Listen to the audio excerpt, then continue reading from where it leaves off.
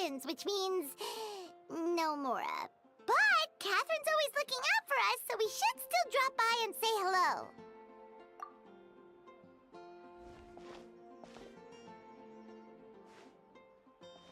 Greetings, traveler. Paimon. Hey, Catherine! Still doing the whole no commissions during Windblume thing? In general, yes. The people of Mondstadt don't delegate their work to others this time of year. But...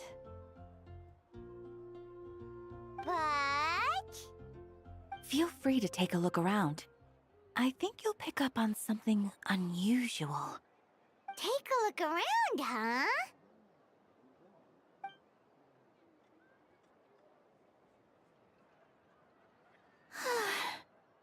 It's finally Windblume.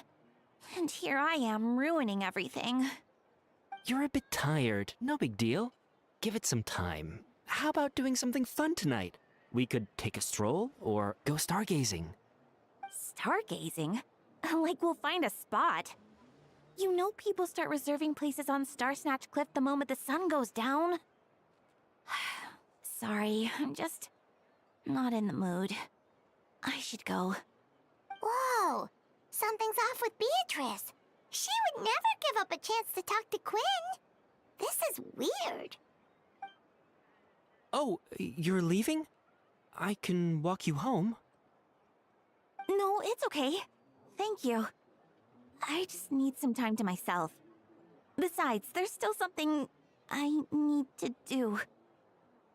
The truth is, Quinn, not long ago, What is it? Is there something wrong? Never mind. It's nothing. Actually, Quinn, I think we should stop seeing each other for now. Huh? Wait, are you saying we can't be friends anymore? I thought we were best friends. Did you see that? Beatrice ran off without looking back. Oh, we go adventuring in other nations for a bit, and one of Mondstadt's best love. So, is this what you meant by unusual, Catherine? This is just one example. Beatrice has been feeling down for days. But that's not all. Oh, it's the honorary knight in Paimon. Is something wrong? You don't look so good. I know a knight should be stronger than this, but I haven't been feeling right lately. I just can't focus. I started sleepwalking out of nowhere. Sometimes I'd even wake up in the middle of the night standing in a random location outside. You should see a doctor.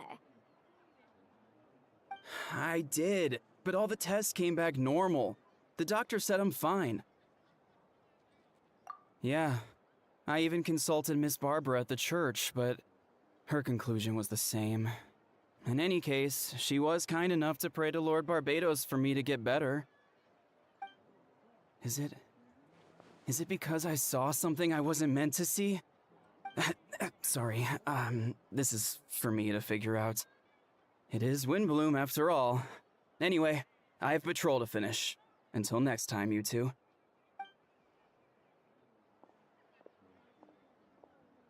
Huh. Is it something in the air, maybe? It appears Miss Donna is also out of sorts. Oh, where can I find a truly fascinating man? Wait, but Donna is the one who has a huge crush on D-Luke, right? That's what I thought too. But she seems to have changed her mind. Is that Captain Kaya? Huh. Now that I look at him, he's exactly my type. How come I never felt this way before? I'm flattered, Miss Donna. Although, I do wonder whether that was intended for outside ears. Oh, no. Of course not. I'm sorry, Captain. Just pretend I didn't say anything. And, have a happy Windblume. I intend to, my dear. But first, a question, if you don't mind. Why the sudden change of heart? I was under the impression Master Diluc was the object of your affections. Good question, Kaya. So you knew about that? Well, Master Diluc came into the city not too long ago, but when I saw him, it was like the butterflies just weren't there anymore. If I had to compare it to something, it would be like waking up and realizing you're married to a man you don't love. But then I saw you, and it wasn't that something was different about you. I can't really explain it. It was just a feeling. I understand.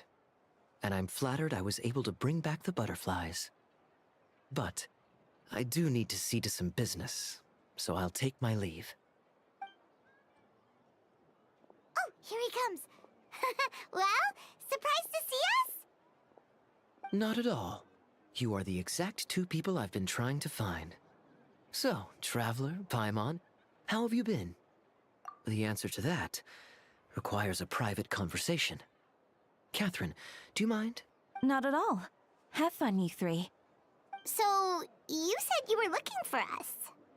Yes. Jean sent me to find you when she heard you were back in Mondstadt. But let's discuss the finer details back at headquarters.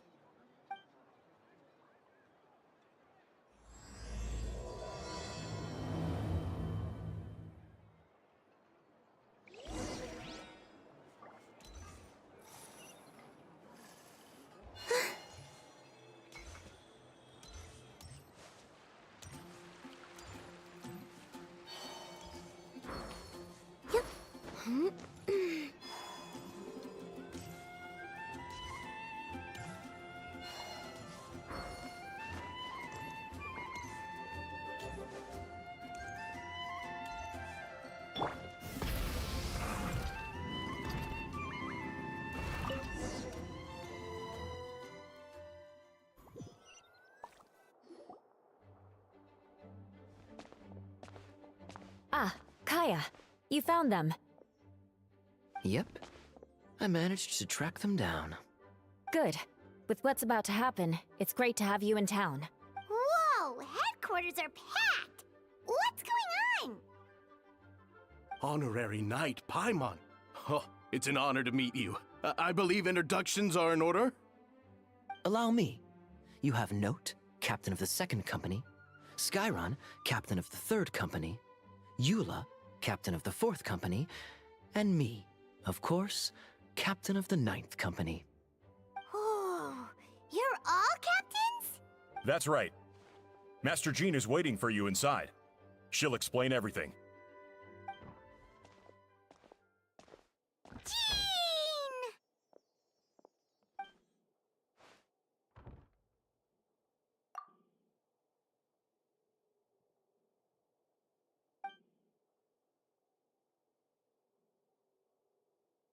A trial? But this is Mondstadt, not Fontaine.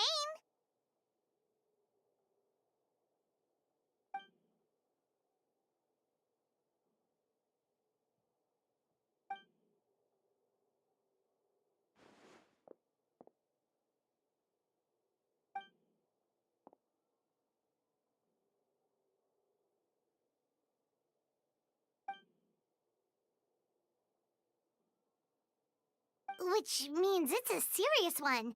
So, do you need our help?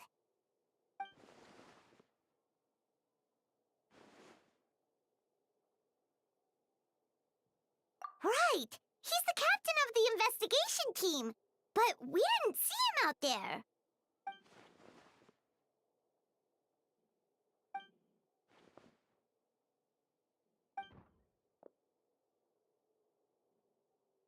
Albedo is the one on trial? What did he do? Jean, it's time.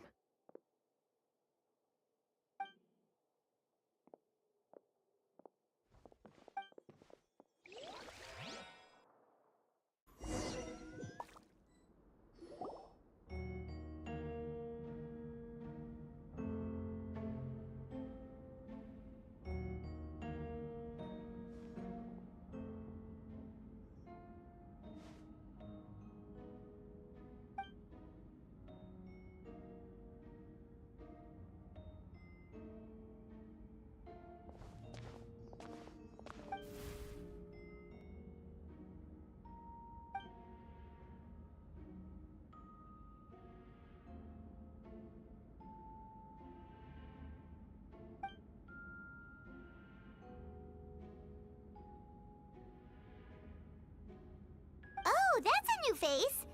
Deacon of the church. Does that mean he works with Barbara and Rosaria?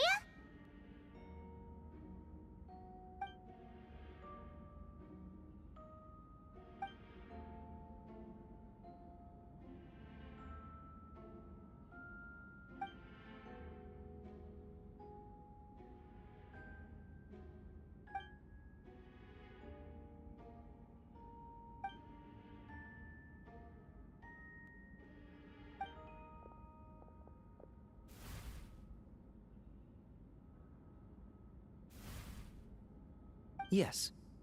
Ready to proceed. Prior to this trial, the Knights of Favonius, in conjunction with the Church, launched an investigation into Mr. Albedo for suspected murder and unlawful disposal of human remains. Murder? A witness stated that, 11 days ago, in the middle of the night, she saw the defendant southeast of the city gates, dragging a large object she later identified as a human body.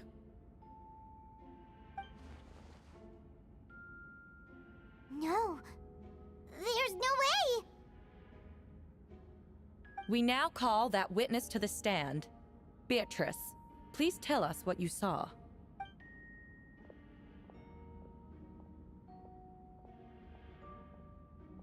Well, I was out late that night on business. And when I came back, I saw someone in the moonlight that looked like Mr. Albedo. He was dragging a huge bag of some kind. I thought it was strange, so I followed him. Then, there was a sudden flash of golden light. The bag opened, and inside there was a body. Mr. Albedo's vision allows him to manipulate the ground with ease. So he buried it, and then removed any traces on the ground. Before he left, it seemed like he looked in my direction. Maybe it was just my imagination, but I was terrified thinking he might kill me too. Luckily, he didn't see me.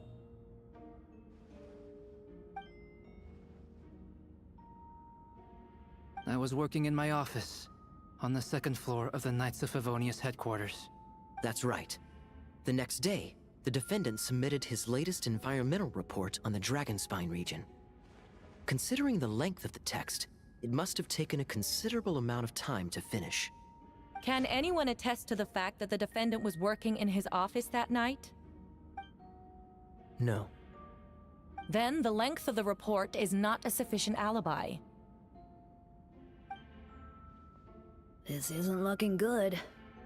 If the crime did occur as you described, then what about the body? You mentioned the joint investigation. Well, was the body recovered? Not yet. In other words, you dug up the location Miss Beatrice described and found nothing. You don't find that suspicious? I know what I saw. I'm telling the truth, Miss Hertha, I swear. Also, didn't you say that speaking out would help protect the people of Mondstadt? Otherwise, I'd never put myself out here like this. You're doing the right thing. Besides, the investigation wasn't fruitless. A single man's shoe and a torn piece of fabric were found in the bushes near the crime scene. The same location the witness described. If no crime occurred, then is all this just a coincidence? And yet, no victim has been identified, correct? It's true. No one has been reported missing. However, Miss Beatrice harbors no ill will toward the defendant. Her testimony clearly points to a crime, and she has no reason to lie.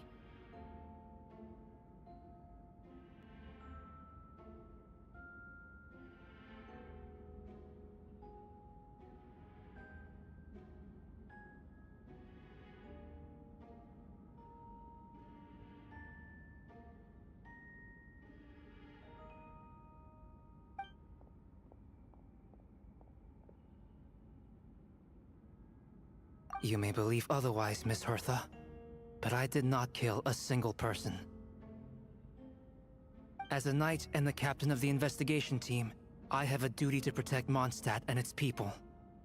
You accuse me of murder, but there's no body or motive.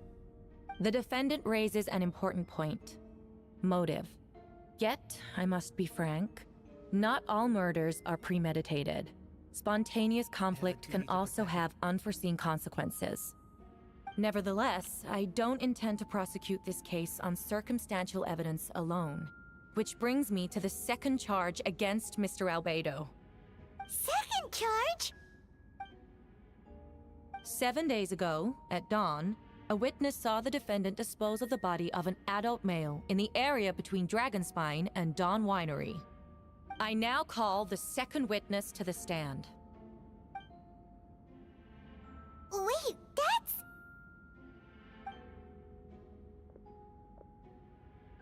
Please tell the court what you saw. At around 3:40 in the morning, I saw Mr. Albedo dispose of a body beneath a cliff. It was dark, but he used the power of Geo to illuminate his surroundings. From what I could tell, it looked like the body of an adult male. Tall and thin, but I couldn't make out the age. He buried the body underneath the cliff and smoothed out the ground to remove any traces. We now have accounts from 2 separate witnesses that describe the same modus operandi. Would you call that a coincidence? I would only inquire as to what Mr. D-Luke was doing in that area so early in the morning. Not the most opportune time for a stroll. Is there such a thing? Dawn Winery is my home. It's not unusual for me to take walks in the area. I just happen to be in the right place at the right time. That's all. Master D-Luke is a well-respected figure in Mondstadt. I see no reason for him to frame Mr. Albedo. Yet, the question remains, where are the bodies? Before you suggest a lack of evidence, Mr. Kaya, you should know. After the defendant left that morning, the witness found this where the body was buried. And this is? What looks like the teeth and femur of a human. Now, it does beg the question. If the burial was fresh, why is this all that remains of the body? But I suppose Mr. Albedo is the only one who can answer that. Careful now, Master D-Luke. I do believe I hear a presumption of guilt in there somewhere. These remains suggest an accelerated rate of decomposition. Considering the defendant's profession, there's reason to suspect both witnesses saw golden light, a known byproduct of alchemy.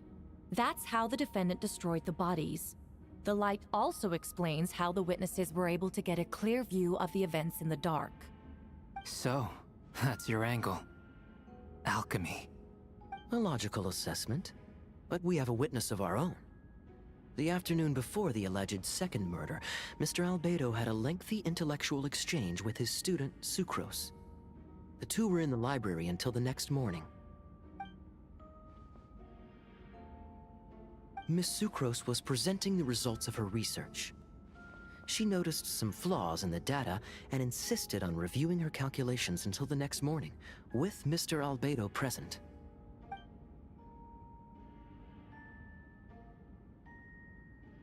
You're certain Mr. Albedo was present the whole time?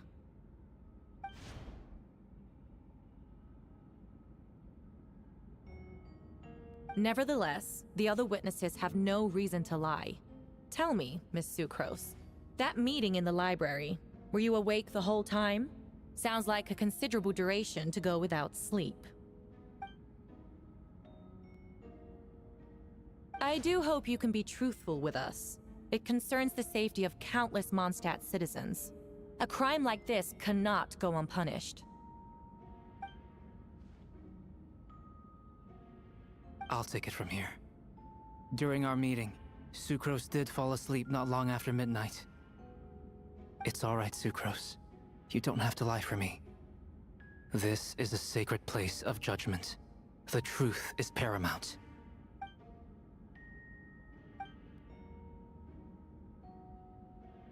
Yes, I know claiming innocence without proof isn't enough, but the prosecution's argument has its own holes. There's been no mention of a motive What exact method could reduce a human body to those remains? No conclusive evidence of guilt. But the witness accounts do match to an extent that can't be dismissed. This is a tricky one. Allow me to submit another piece of evidence. The investigators intercepted one of Mr. Albedo's correspondences. I will now read the pertinent parts to the court. A correspondence.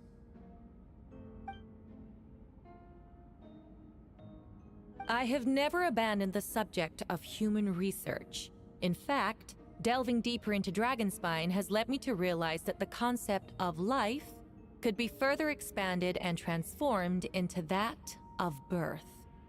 The mystery of human birth is often linked to death. As such, death is the most suitable material for the creation of new life. To that end, we must engage in a process of putrefaction and refinement. Is that in reference to an alchemical process? The letter continues. Experimental trials have been carried out in the northwestern part of Dragonspine, in the area southeast of Mondstadt's main gate. The data is as expected. Just as you endeavored to do, I too shall take up the path of creation and break through current limitations to reach a new realm of living beings.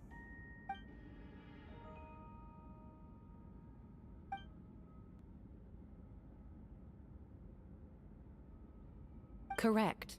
Not to mention, the locations indicated in the letter match both crime scenes. What more can we trust than the defendant's own words? No, it can't be true. A guilty verdict cannot be delivered without sufficient evidence. In order to protect all parties involved, that is what our principles demand. My original assessment was that we lacked said evidence. But now, it seems the only remaining questions are the identities of the victims and the specific alchemical process used in this case.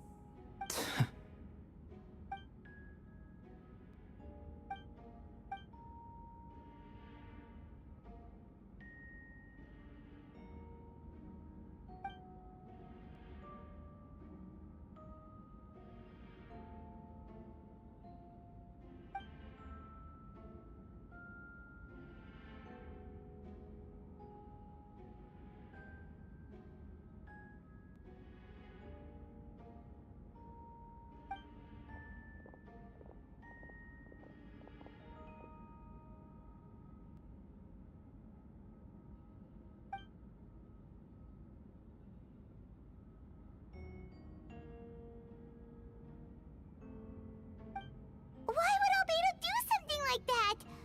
Oh, this has to be a nightmare.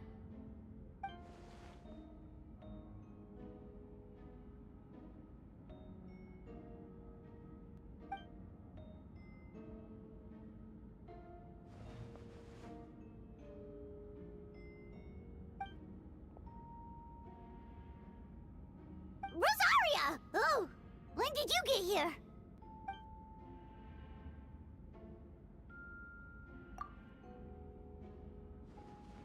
Who is he?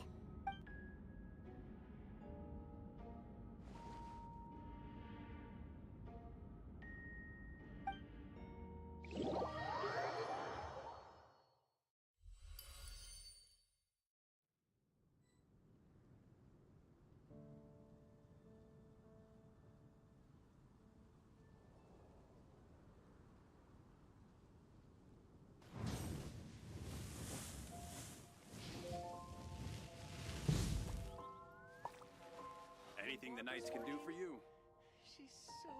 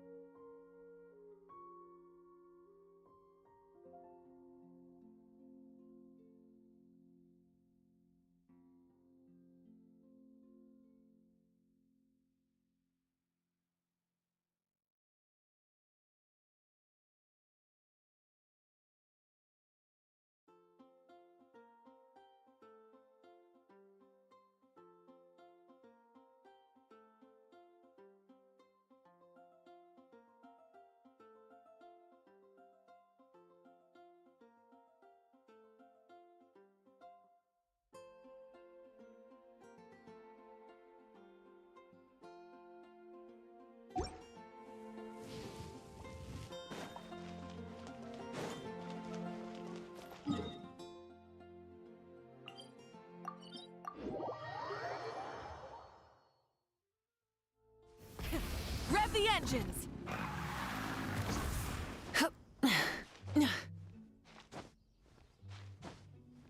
Hip.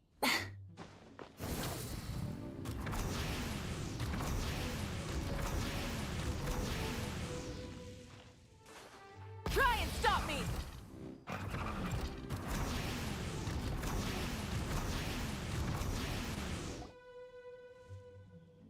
Ah, Traveler, Paimon! I could hear your arrival upon the wind. Were you looking for me? Venti, did you send us that message? No, I did. Whoa, where did you come from? Wait, Venti, do you know this guy? His name is, what is his name again? Didn't think I was that unmemorable. I'm Dahlia, Deacon of the Church of Favonius, and Herald of the Animo Archon Barbados. Not gonna forget next time, right? That's right. I noticed you during the trial. The legendary honorary knight. You seem to have a lot of thoughts on your minds, so I thought we should have a chat. After all, I am the Herald of Barbados. If the people of Mondstadt are in danger, I should keep the Animo Archon in the loop. Wait then, you know about... About what? The fact that my tavern-hopping nomad of a friend is Barbados himself? Don't worry, Dahlia and I are close. He knows everything. Besides, a god needs someone to communicate their will in a formal setting, and no one does that better than Dahlia. Not that I saw that coming when we first met. But back to the matter at hand. I believe you two already know about Albedo's background. So, you know too, Venti? That's surprisingly Archon-like of you. Ah, well, I knew from the moment Rhine-daughter and Alice brought Albedo to Mondstadt. When those two are in town, no one can afford to slack off. The Kryda Prince, a perfect specimen of synthetic life. At this stage of the case, there are countless questions surrounding Albedo's motive. His true identity is a potential weakness. A synthetic being loses control of their sanity and goes on a killing spree. That's how a novel would frame the story, and people are inclined to agree. Albedo has told us before that humans often value the ordinary over the transcendent and miraculous. And the slightest difference is perceived as other. A very common phenomenon. Which means we need to find a way to help your friend. Me? Well, I know that Albedo is a synthetic being, and that a lot of strange things have been happening in Mondstadt, even though Windblume should be about drinking and having fun. We noticed that too! The minute we got here, something was off.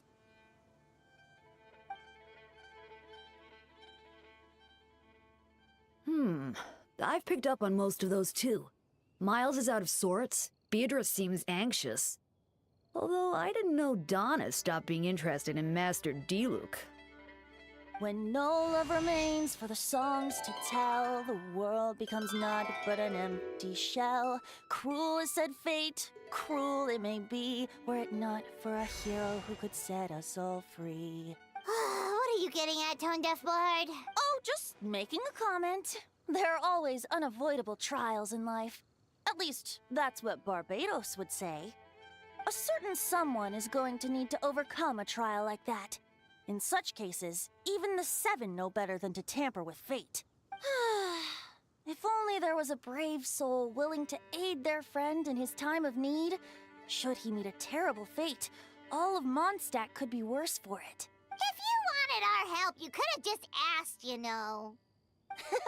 Well, even if Albedo wasn't at the center of this case, protecting Mondstadt is part of being an honorary knight, right? You'll still have help, of course, which is why I prepared a little surprise. Behold! Paimon remembers that Jumpy Dumpty! Don't worry, I removed the fuse, so it's not going to explode. Say hello to the Dodo communication device. So, this thing belongs to you now? We're old pals. Don't think she'd care if I borrowed it for a few days.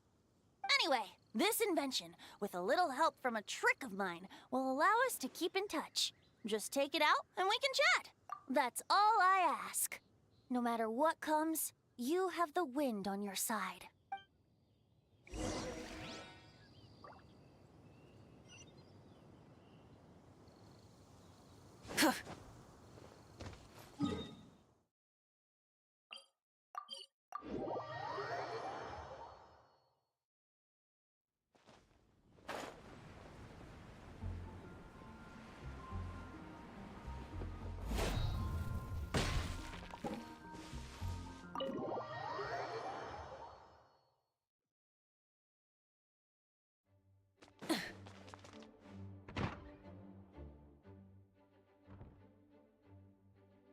I still don't believe Albedo would do something like that.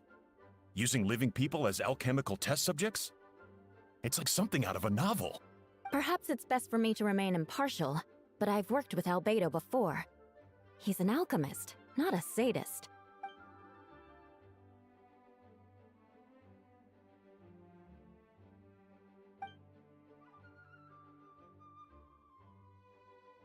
Hey, Jean!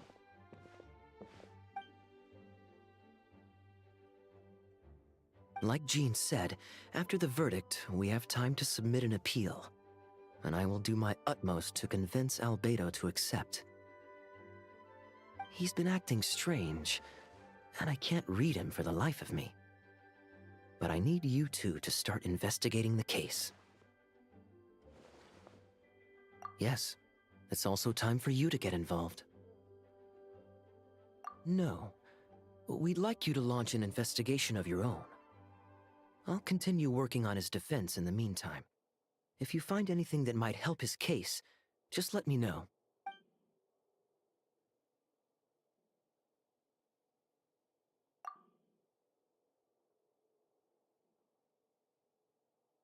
But what if the accusations turn out to be true?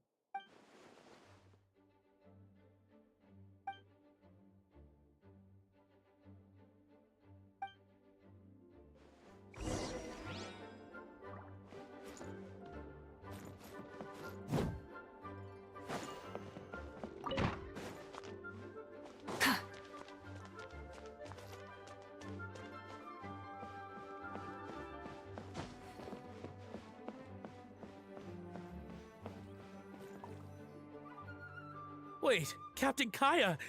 Surely I can't just... These two are here on Jean's orders. She asked them to investigate Albedo's office. Oh, in that case, head on in.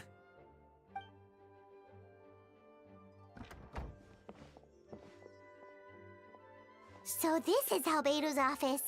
Pretty much exactly how Paimon pictured it.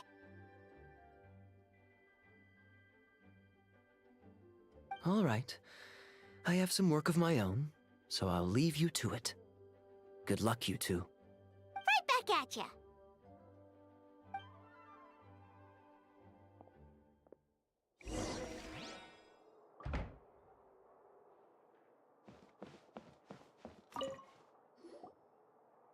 All right, let's see what we can find.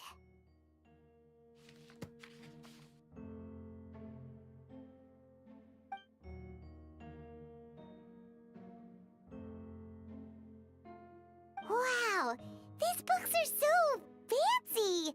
Albedo must have gone to great lengths to get them.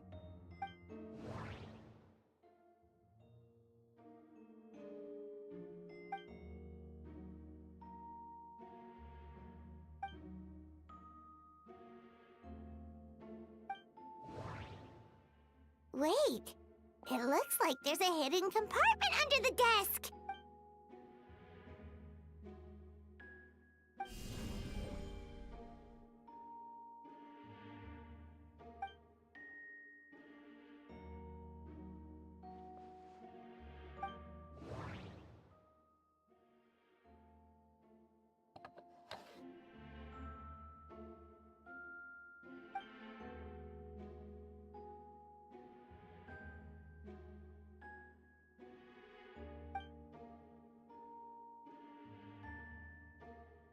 The name of the project is blotted out in ink.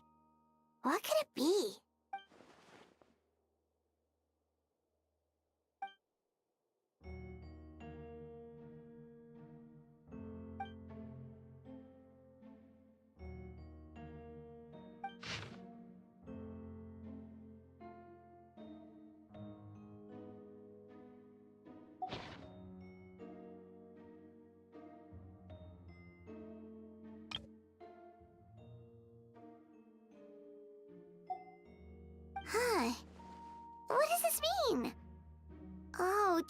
think something might also be buried at the last location?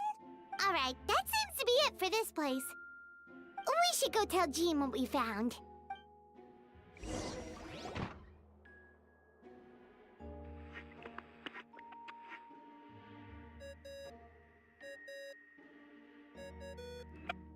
Oh, Victor's calling! Let's answer! How's the investigation going? Find anything? Oh, we found stuff alright. Stuff that only makes Albedo look even more suspicious. I see. So, Albedo's researching something that doesn't help his case, huh? Not promising. We should be grateful Albedo's true identity remains hidden. If it gets out that he's one of Rhindaughter's creations, there'd be no separating him from her past. As we both know, Rhindaughter's approach to alchemy and ethics was pure madness, and the evidence you just found, let's just say it could convince even those closest to him of his guilt. Perhaps even you. Then it comes down to trust. Do you trust Albedo? Yeah, he's our friend. We should keep the faith. And if he really is the culprit, he must have had a reason, right? Maybe he's just not allowed to talk about it. Yeah, that must be it. Either way, a fair investigation means coming to a conclusion presented by the facts.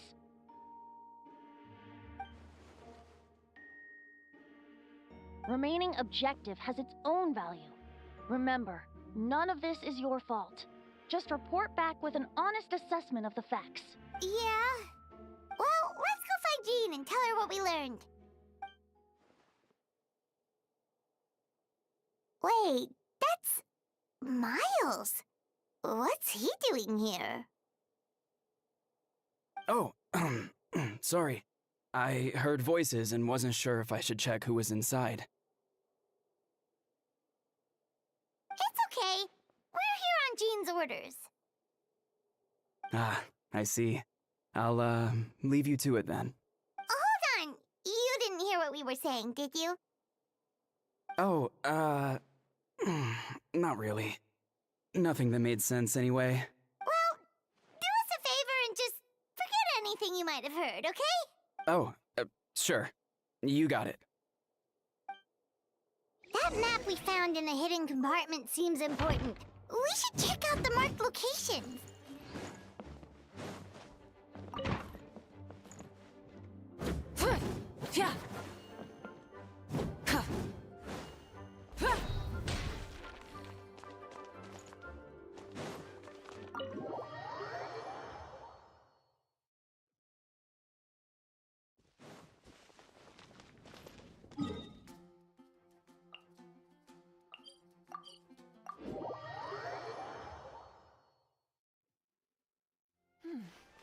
Nice and cool. Natland doesn't have places like this.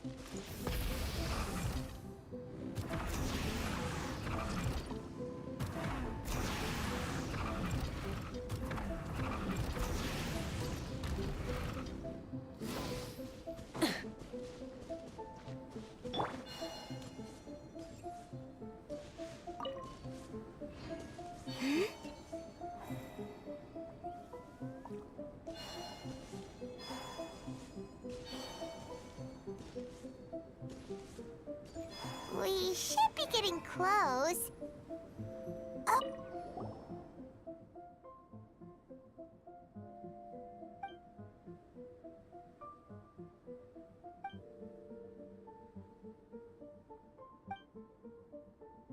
Weird. There's a hole, but no body. The prosecution's argument is that Albedo used alchemy to destroy the bodies, but this location is different from the other two. Why not fill the hole, or smooth out the ground like the other places?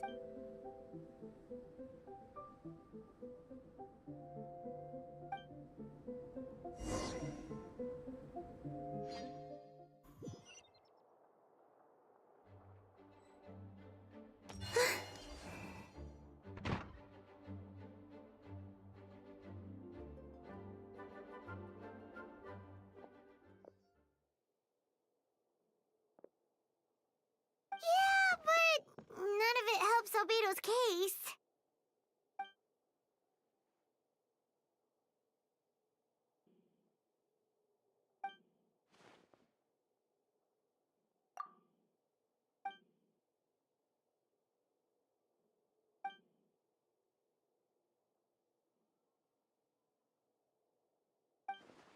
What's wrong?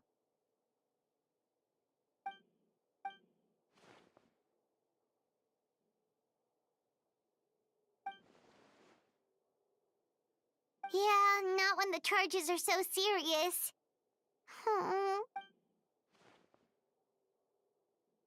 Of course, we'll be there. In the meantime, we should all just stay positive.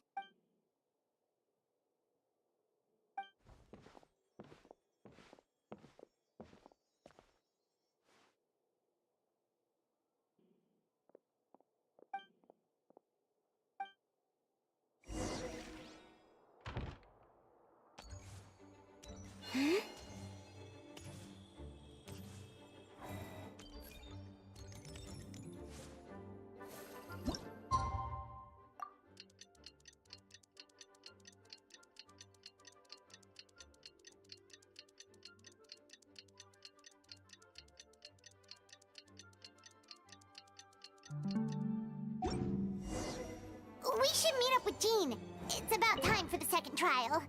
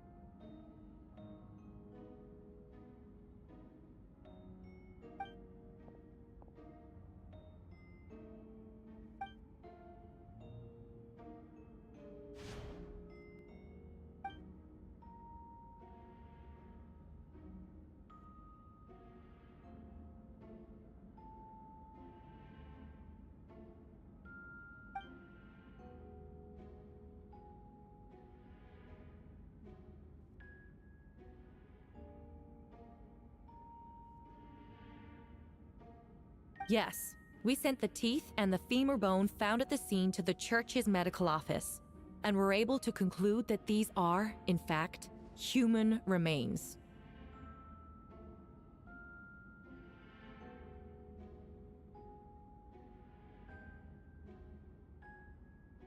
In addition, the investigators were able to identify several Mondstadt citizens who appear to have been missing for quite some time.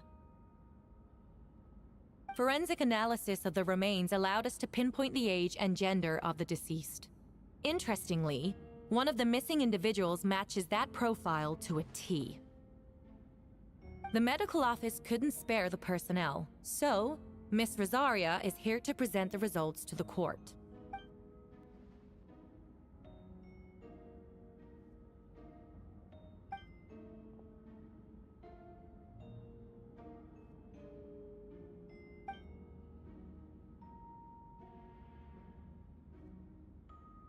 Is it reasonable to assume this technique to be alchemical in nature? Thank you for your testimony. The identity of one of the victims is now confirmed. But considering what he wrote in the letter, we can deduce that the defendant needed subjects for an alchemy experiment. Who better than individuals whose disappearance would go unnoticed? In other words, he sacrificed the good people of Mondstadt for his own gain. A truly vile act. In addition, another witness has agreed to testify. Miss Donna, if you would. Not good. Wait, Donna from the flower shop? I'm sorry it took so long for me to come forward. But the night Master Diluc saw Mr. Albedo, I was there too. I was camping with a friend and we decided to stop near Dragonspine. I couldn't really get comfortable that night, so around dawn, I decided to go for a walk. And that's when I saw Master Diluc. I thought it might be nice to, chat. So I headed in his direction, and then I saw it. Someone at the bottom of the cliff was getting rid of a body. I was terrified the person might see me. Even after I fled, I couldn't shake that fear, and I started to wish I never had a crush on Master Diluc in the first place. If I hadn't wanted to talk to him, I would never have been in that situation. Well, I didn't want to come forward because I was scared. But Miss Hertha convinced me it was the right thing to do. I'm sorry it took me so long. I see. Just stepping forward was brave enough, Miss Donna.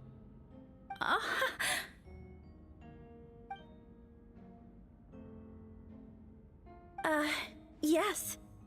Thank you. The two witnesses corroborate the same sequence of events. That just leaves the question of how the defendant disposed of the bodies. I believe the answer lies in the alchemical technique mentioned in the letter.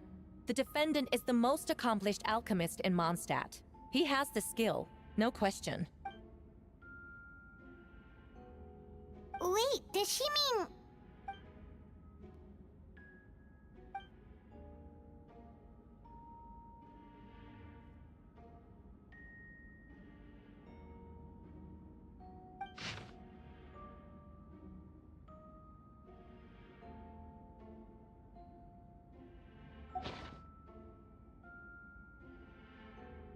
Does this map belong to you? Yes. Yes. You do realize that's basically an admission of guilt, don't you? The evidence against you is nearly insurmountable. Since you uncovered that compartment, I might as well expound on the matter. We have witnesses and physical evidence. What could you possibly say in your defense? What I always have. I never killed a single person. Ugh, you have some nerve. Saying that when the evidence is stacked against you? Miss Hertha, you've presented a meticulous and convincing case. I'll give you that. But I will not admit to something I didn't do. So, what? You're just going to bombard the court with excuses? That's a rather dismissive way to refer to an innocent man speaking in his own defense. Besides, I'm not making excuses. I'm exercising patience. That won't make the charges against you disappear, Mr. Albedo. Perhaps not, but patience comes with its own reward. It's easy for things to remain buried in snow, until someone comes along and brushes it away.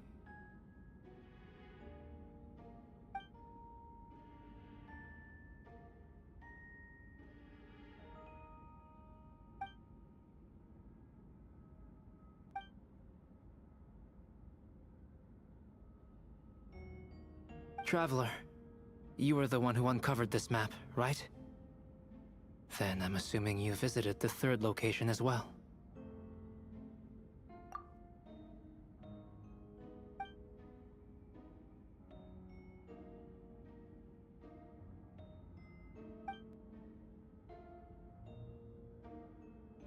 Then, there must also have been a body.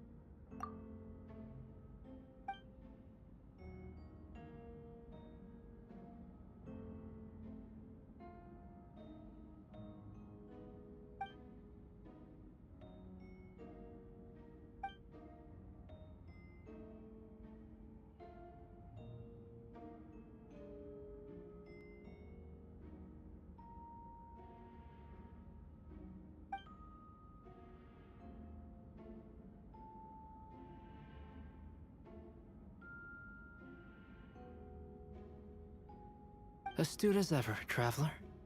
Questions there may be, but allow me to point out. There is no evidence to suggest that anyone besides the defendant knew about the third location. And the map was found in his notes. That fact alone makes him the most plausible suspect. Unless Mr. Albedo suddenly plans to deny that the map belongs to him. Allow me to respond to the Traveler's point. If all I cared about was proving my innocence, I would indeed do as you described, Miss Hertha, and deny any connection to that map. But that is not what I intend to do. The map does belong to me, and I did hide things at those 3 locations. What? There were indeed bodies at each location. And I did kill and bury someone on Dragonspine. Ha! So you admit it. Let the record reflect that the defendant has confessed to his crimes. You're mistaken, Miss Hertha. The story doesn't end there.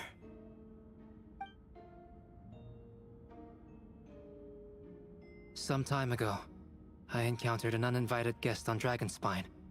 Someone who wanted to take advantage of the deserted nature of the region to eliminate me in secret.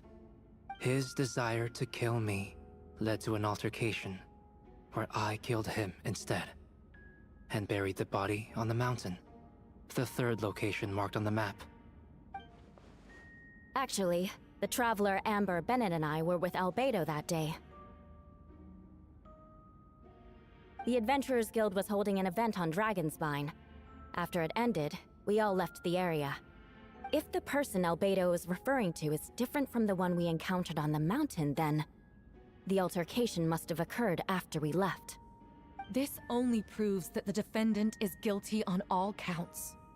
Those innocent people, their blood is on your hands. No, you're wrong. You deny it? After admitting to murder for the whole court to hear? You've clearly lost your mind. If you would let me finish, Miss Hertha, I could get to the important part. The man who attacked me on Dragonspine was my height, with blonde hair and blue eyes, dressed in clothes nearly identical to mine. So, someone who happens to look exactly like you?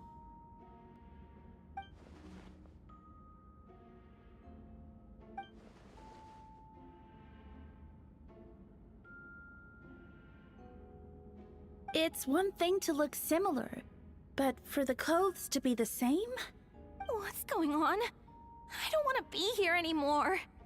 Regardless, the important thing is that you admit to killing someone on Dragonspine.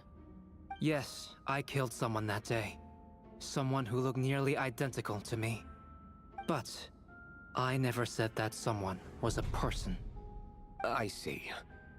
Then, it appears I need to withdraw my testimony. What? Everyone! I brought her!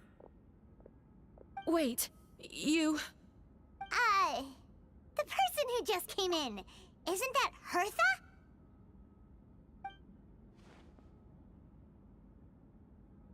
Who are you? Why do you wear my face? Hello to you, too. As you can see, this is Hertha, the logistics captain of the Knights of Favonius. I see what's going on here. It's all been leading up to this, hasn't it? Your confession. It was all an elaborate stunt to set me up. You want to undermine my credibility? Fine. It doesn't eliminate the mountain of evidence stacked against you. All I want is justice for the people of Mondstadt. I've been stationed on Dragonspine all these years, because that is where the subject of my research lies. The dragon Durin. Several hundred years ago, the dragon of the East, Dvalin, defeated Durin in battle, and with help from Barbados, sealed his remains on Dragonspine. Durin was created through alchemy, one of the finest specimens of artificial life. As such, death was not a true end for him. His heart still beats and grows more revitalized by the day. My imposter on Dragonspine was a failed specimen abandoned in Durin's stomach. An unsuccessful iteration of the Homunculus project. Homunculus? Are you trying to insinuate that I'm some kind of homunculus? Because it looks to me like the artificial one is standing right there. Some kind of imposter you dragged in from Dragonspine. So this is what I look like when I fly off the handle. You know, they say imitation is the best form of flattery, but your impersonation has overstayed its welcome. Master Jean, what are you waiting for? We've known each other for so long.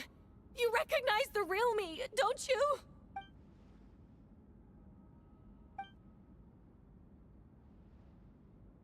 That means nothing. By that logic, I could just as easily accuse the Albedo in this room of being an imposter.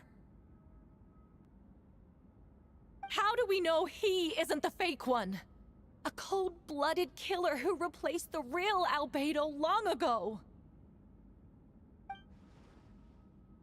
Then, how about something only the real Hertha would know? The longest scar on my body. The knights who fought alongside me that day should remember where it is. I remember. Let's hear your answer. I'd like to hear Miles' answer first. Huh? You don't know? Or you don't remember? I heard you've been acting strange these days. Disoriented? Confused? You were closer to me than anyone during that battle. And yet you don't remember a thing. Strange indeed. No, my head. The scar is right here.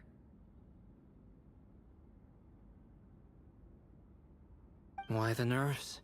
I can't imagine this comes as a surprise. Unless your informant in the Knights of Favonius failed to mention the scar on Hertha's left arm. Albedo has done a lot of research into beings like you. If you deny it, then show us your arm. No need to panic. You can just add it now. You excel at changing your appearance, don't you? Or, I should say, all spawn of Durin's life force have that ability. A powerful life force, an appearance you can change at will. Yet here you stand, Formless One, paralyzed to act. Because you're worried using that power could affect your accomplices. There are others too. Most of the beings under the influence of Durin's life force have gathered here. And yet, their presence is what impedes her from taking action. Once you attempt to transform, all who surround you will be affected by your power. You can't control it, because in this network of living beings, you serve as the core. Show us your arm.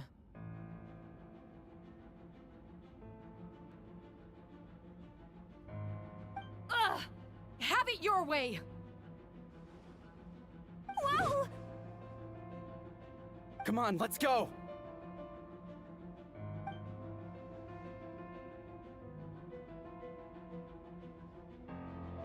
Hey, they're shielding the imposter!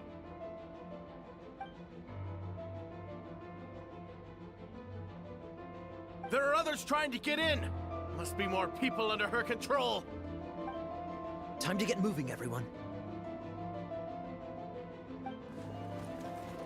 Whoa! She just leaped across the room! After her! It's time.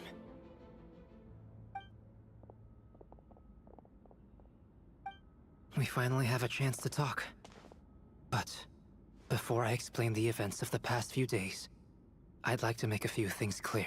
First, I never killed any of my fellow citizens, and I never used human remains as part of an alchemical experiment. Second, the events of the past few days were all part of a plan. Most of the members of our order were in on it.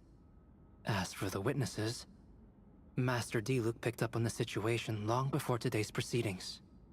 Indeed. Follow me.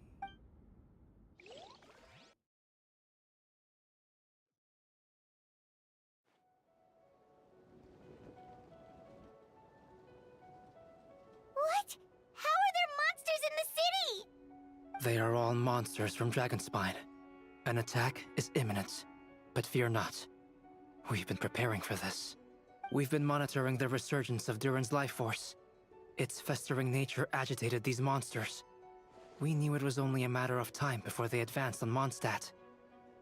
And so, we made preparations for an inevitable battle. I was hoping you two could join me and provide assistance in the battle to come. Of course. Where's our first stop? The top of the city wall.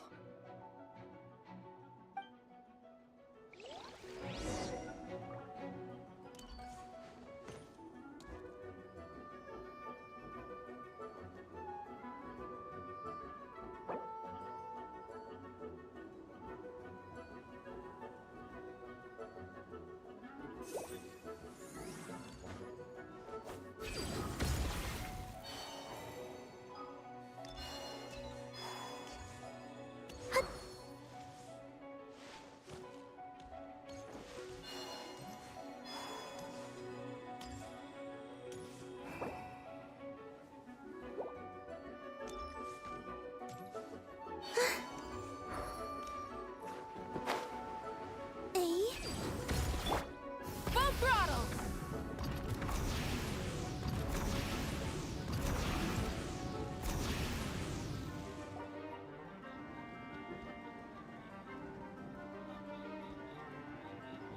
Hey, Venti! Shoot, someone's coming. Help me! Please! Someone help me! What's with the freak out? It's just us. Ah, perfect. I can drop the act. Sorry, I thought you were regular citizens. It's about time. I think we can proceed as planned. I agree. Although, it's been a while since I dealt with something this big. Oh, it's gonna be pretty exhausting. Don't worry. I'll treat you to a drink for your trouble. Haha! Just what I wanted to hear. So, these two know the other's identity then? Monsters started surging in from Dragonspine during the trial. They soon became agitated, likely in response to the core coming under pressure. Still, I never expected those monsters to have become this advanced. The power of evolution cannot be underestimated. Especially considering the fact that Durin absorbed the previous imposter. Wait, so what about the map? And the missing bodies? What the witnesses saw was true. I did hide those bodies. As I monitored the situation on Dragonspine, I noticed that many who ventured there came back different. Some were under the influence of Durin's power, but the less fortunate ones had already been devoured by monsters, who then assumed their appearance to infiltrate the city. Most of those who were replaced had no close relatives, so when their behavior changed, there was no one to notice. The monsters used their disguise to get close to people. I eliminated 2 who attempted to attack. What about the remains D-Luke found? Did they belong to one of the victims? Yes. The monsters slowly digested their victims. Sometimes, they even left behind body parts to aid the transformation. All that remained of the first victim was a few strands of hair, and the second, some teeth and bone. The only bodies Albedo destroyed were the monster's mimic forms. Then he buried whatever remained of the victims to put them to rest. Well, someone had to do it. Besides, I managed to gather some valuable data on the putrefaction of the bodies. After we defeated the doppelganger Whopperflower on Dragonspine, we promised to tell each other a story, remember? I'm glad. Then you remember what I told you about Subject 2? In his pursuit to replace Subject 1, he transformed a Whopperflower into Subject 3. Yes, that would be Subject 2. I confronted him and buried his body on Dragonspine. So, you see, at one point, there was something hidden in that hole you found. But Durin is becoming more revitalized by the day. Under the influence of his power, the monsters dug up Subject 2's body and returned it to Durin's stomach. Durin absorbed the failed creation along with his knowledge and way of thinking. Ever since then, all creatures spawned from his power had the ability to transform their appearance. Humans who venture into Dragonspine for too long are also bound to fall under Durin's influence. But those effects don't show themselves right away. And the extent to which a person has been affected is hard to perceive. You saw it for yourself, didn't you? All the people acting strange? Those are the same people who just tried to break into the Knights of Favonius headquarters. Durin's power remained dormant within them until, finally, it surged to the surface and seized control. That was also our goal. If we could force a situation where the imposter had no choice but to unleash that power, all those under its influence would become violent. And, thus, we would know who was affected. Wait, so what do we do? That's why I'm here. It would make me look bad if I just lazed around after promising to help. We will use the power of Anima to restrain them for now.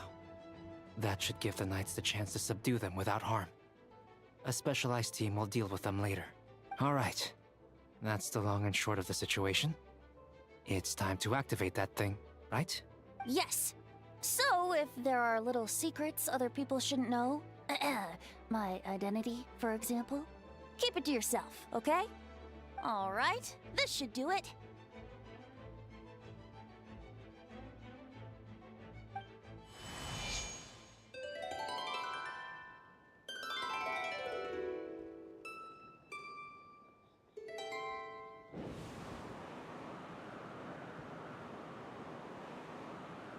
Wind current? Paimon's never seen this many! There should not be currents across the whole city. Everyone, can you hear me?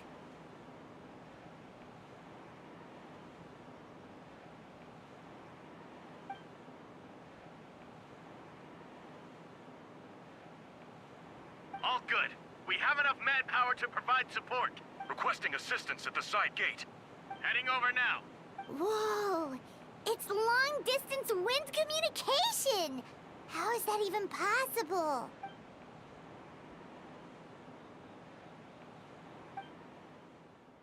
Actually, if you face away from the current and whisper like this, no one can hear you. No wonder you're crouching down there like you have something to hide. You didn't have to broadcast that. Huh? That voice. Venti? Is that you? Oops. Oh, you know, just a wandering bard calling for help. Thank goodness the Traveler, Paimon, and Albedo found me. Got me out of a tough spot. Ah, right. Now that you're okay, we should check on the status of the other areas.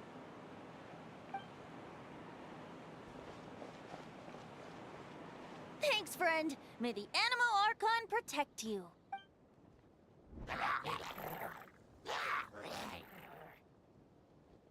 I've got things covered here.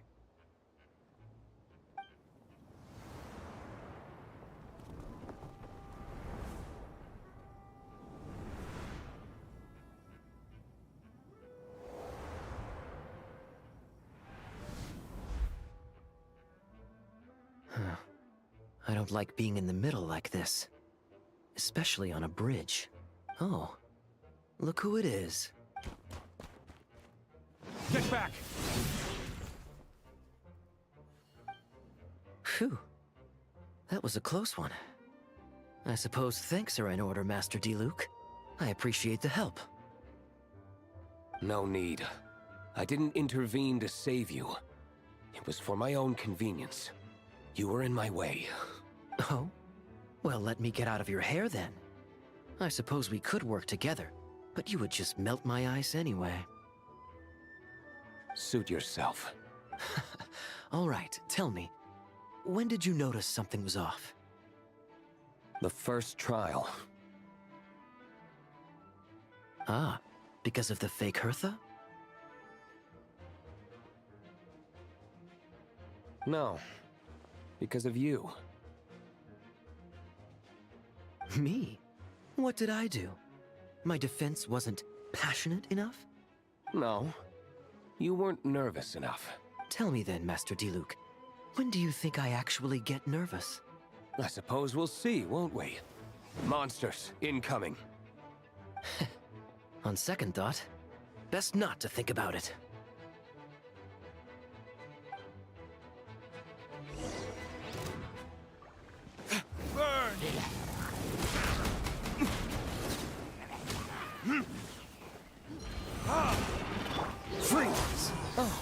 sorry.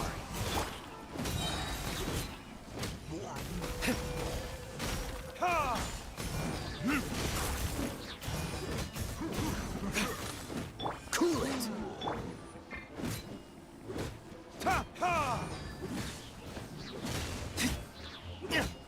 Dodge this! Time for retribution! Ha! Ha! Ha!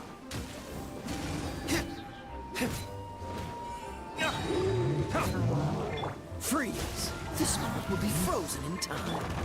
Verdict is... Ha! Ha! Ta!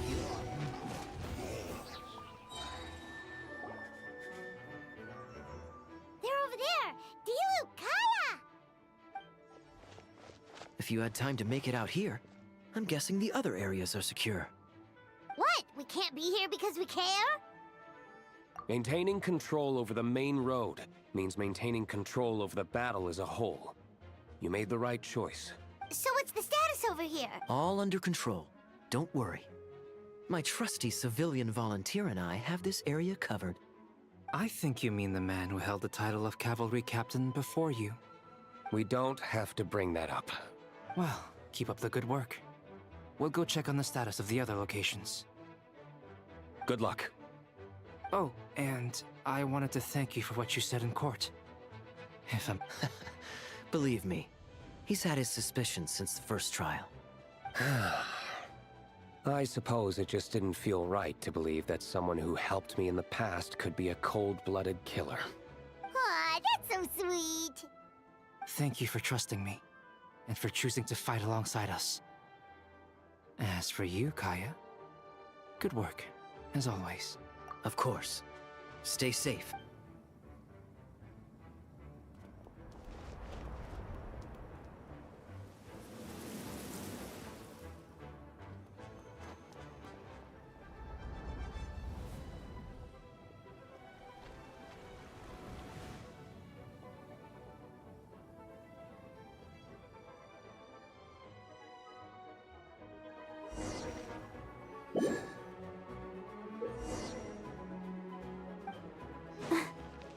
Let's dance.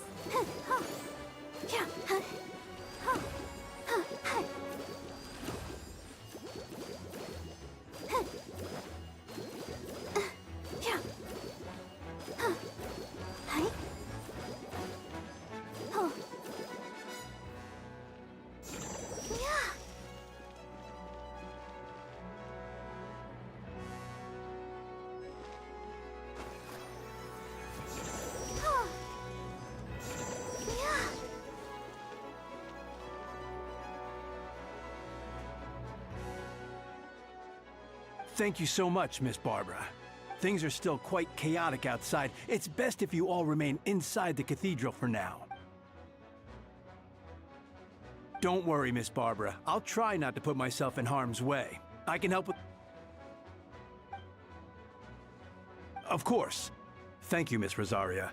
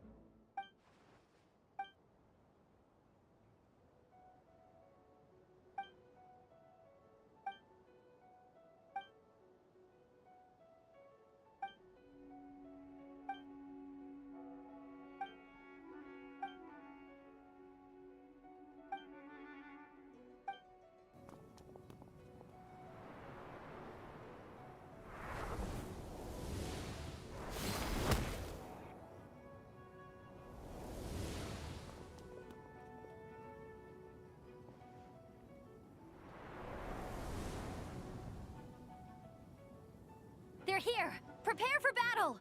On guard, everyone! Incoming monsters at 11 o'clock! Looks like we've got 25 hilly churls, 2 blazing axe mida churls, and a bunch of different slimes. Prepare elemental countermeasures! Roger that.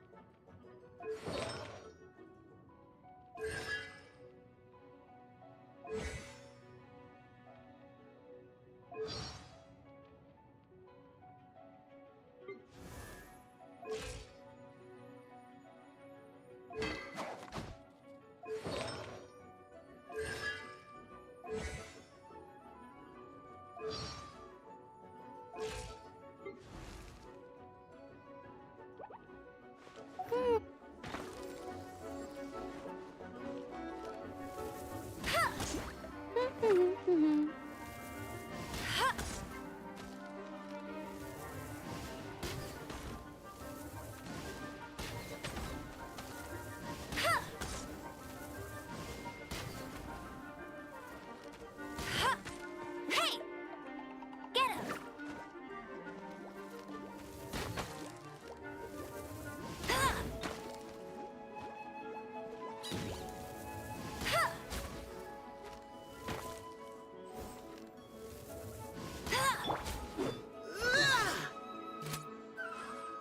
Precision strike!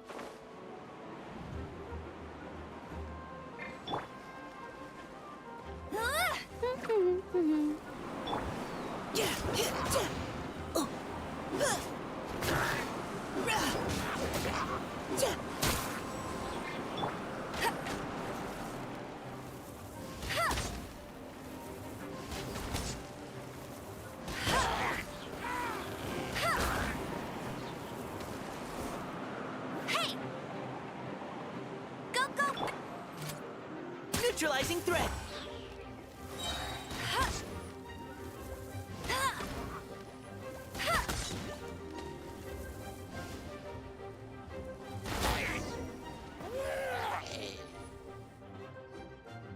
All units are now in position. Hertha! Oh, jeez, your voice scared me just now. What? Still caught up in the imposter incident? I thought you knew about the plan. Well, after you up and disappeared one day, all Master Jean told me was that you'd be gone for a while on an important mission, and that it'd be better if people thought you were dead. And then, what do you know? Someone who looks exactly like you appears out of nowhere 2 days later.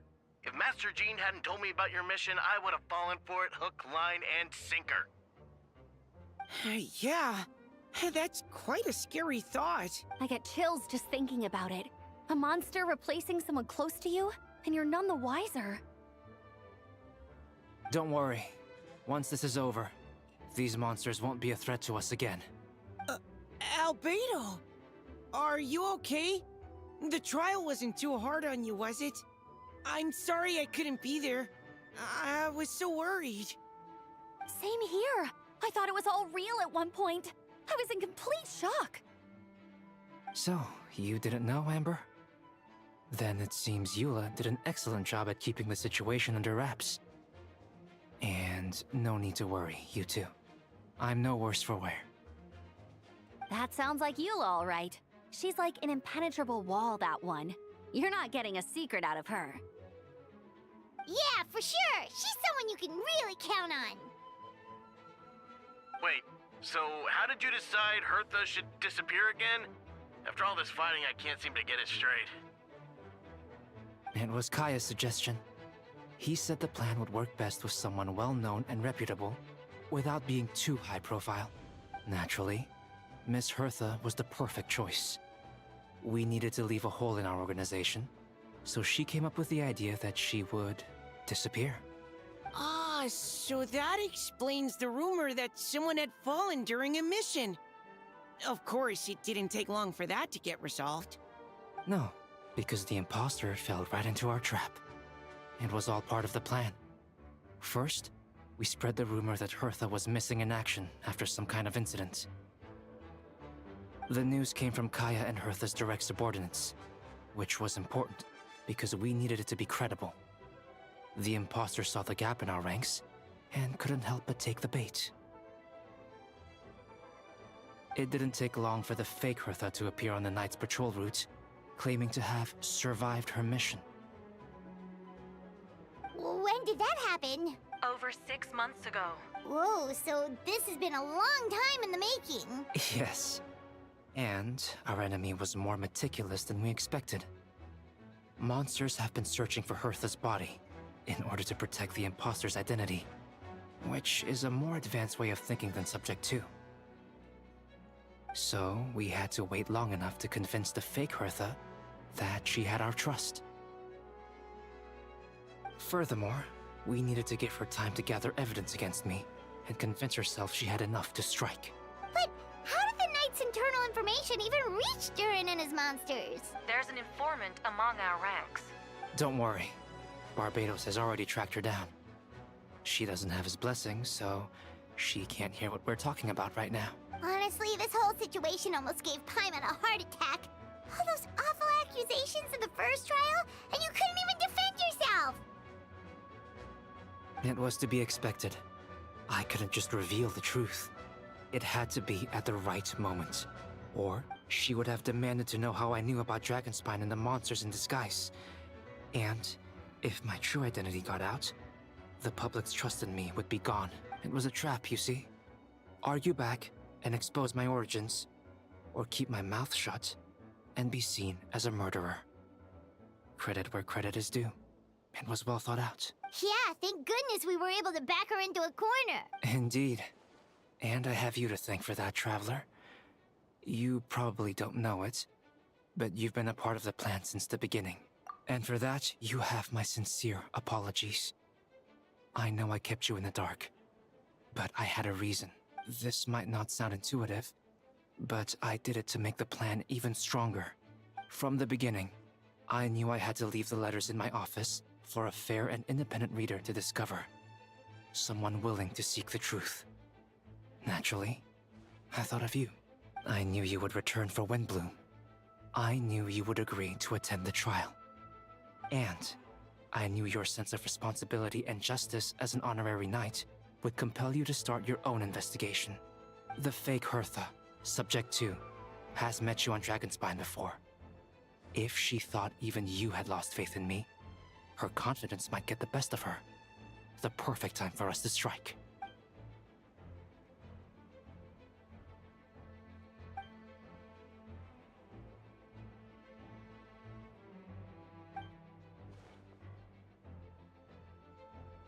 Aw, that means a lot.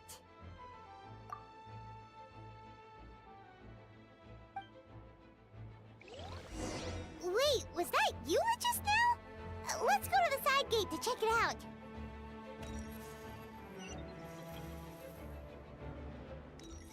Huh?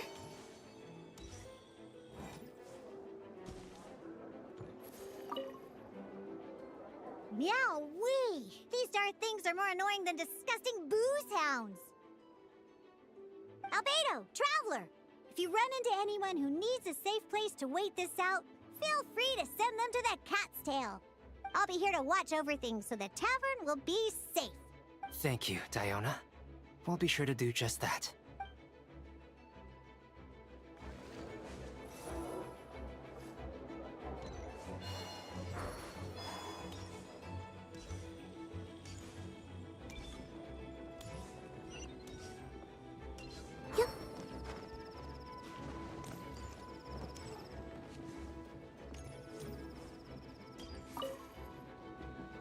Gotta say, when I saw you on the side of the road, I thought you were hurt.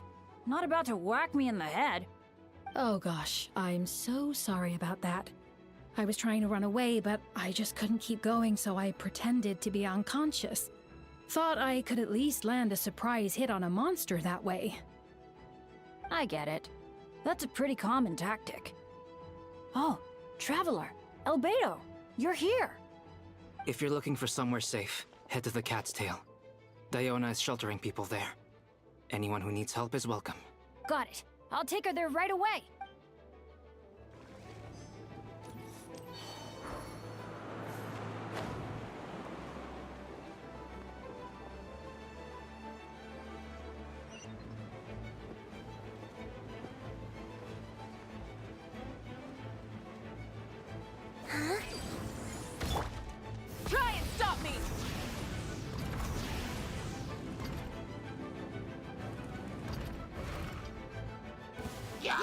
Oh, cutie, it's you. Here to take some weight off our shoulders? Upaka, it's you. Good work, everyone. We're here to help.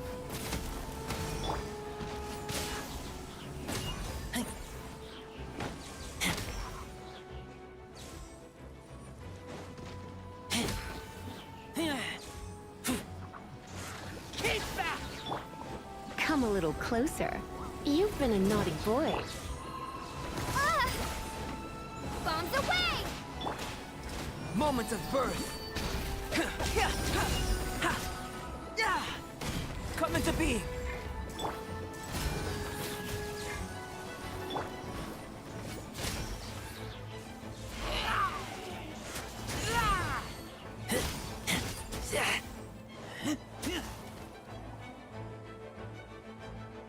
Whew. It's been a while since I unleashed my lightning during Windblume. It happened a lot before? Unleashing lightning on people? No. Once in a while, maybe. It sure feels good to let loose, though. My old professor even wrote to me about that a few days ago. Of course, I made sure to emphasize that I always treat others with kindness. It's only natural for a student to inherit their teacher's ways, after all. And so, you see, this time I only used gentle methods of electrocution. So gentle, even Jean would have no reason to intervene. Huh. Gentle electrocution. You seem to be in good spirits, Miss Lisa. Well, it's good to move about every once in a while.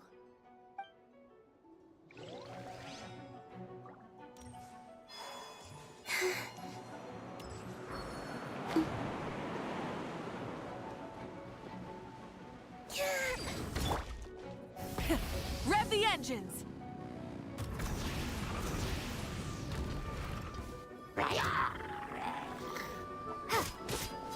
Burst forth. Focus on the battle. We've got your back. Someone needs assistance. Live!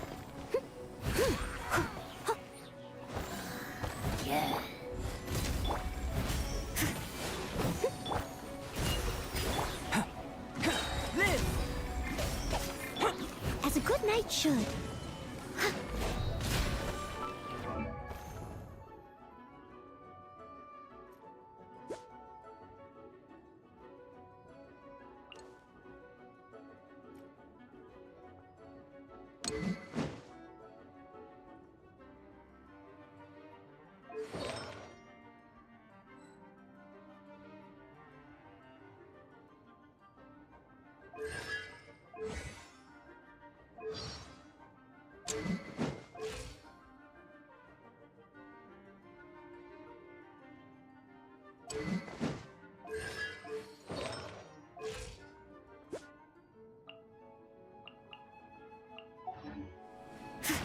Leave it all to me.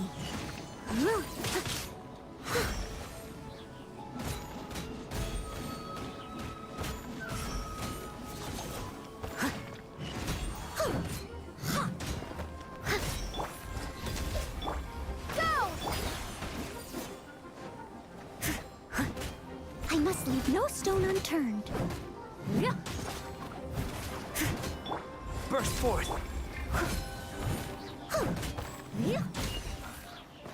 As a dutiful maid would.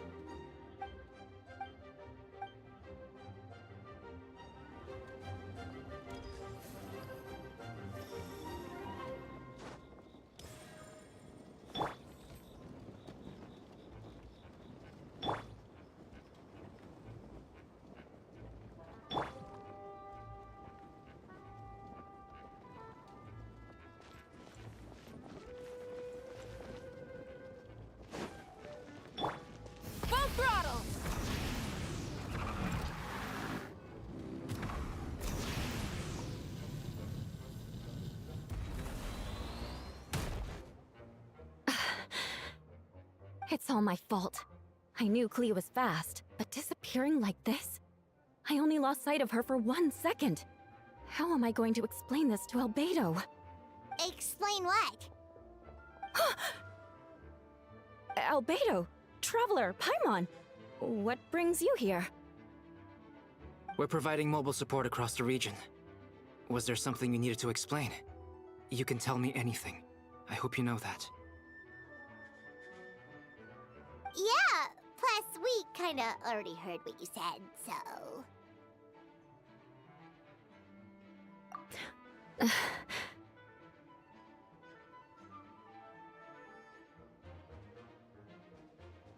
Klee, she disappeared right under my nose. I'm sorry. I'm doing all I can to find her. I see. Please don't beat yourself up. Klee is... Wait! Something's coming this way, and it doesn't look pretty! Alright, fighting first, conversation later. She was right next to me, and the next thing I knew, she ran off somewhere. I swear I only lost sight of her for a second. Klee is known for her speed. Don't worry. She's a knight in her own right.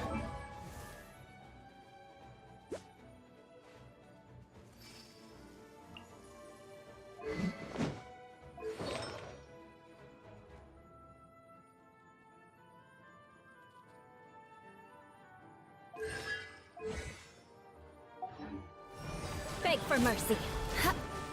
Oh, there you are! Klee's here to help!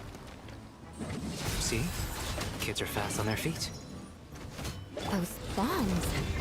I see what you mean. She is not to be underestimated. Klee's got this one!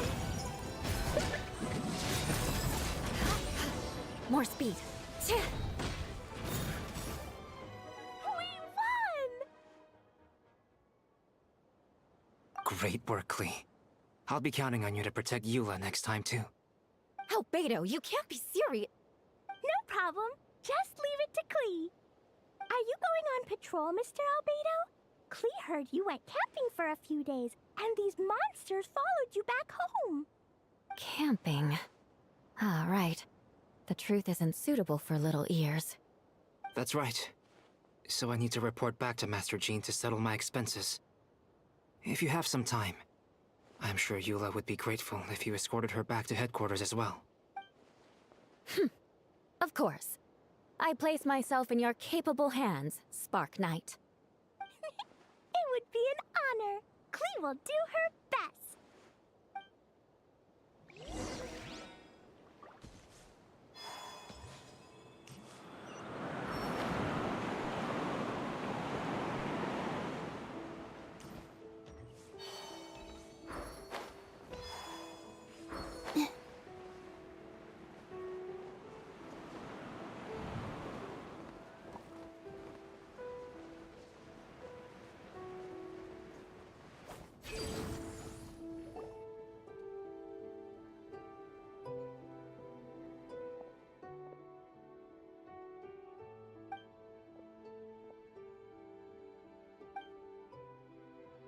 We're back! Everyone all right? Amber? Yup, right as rain. We're back! Klee kept Miss Eula safe the whole way. That's amazing, Klee. Eula was lucky to have you. Reporting back, Master Jean. Mission complete. Your leadership is what made it possible, Master Jean. It's been a busy few days. You should take a well-deserved break.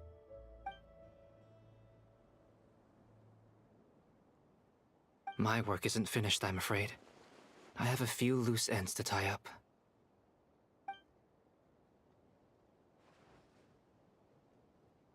We can talk about it back at headquarters. The Traveler and Paimon should be there too.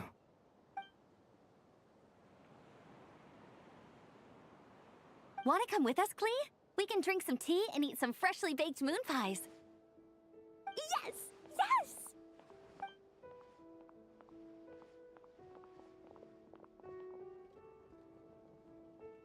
Hi, everyone.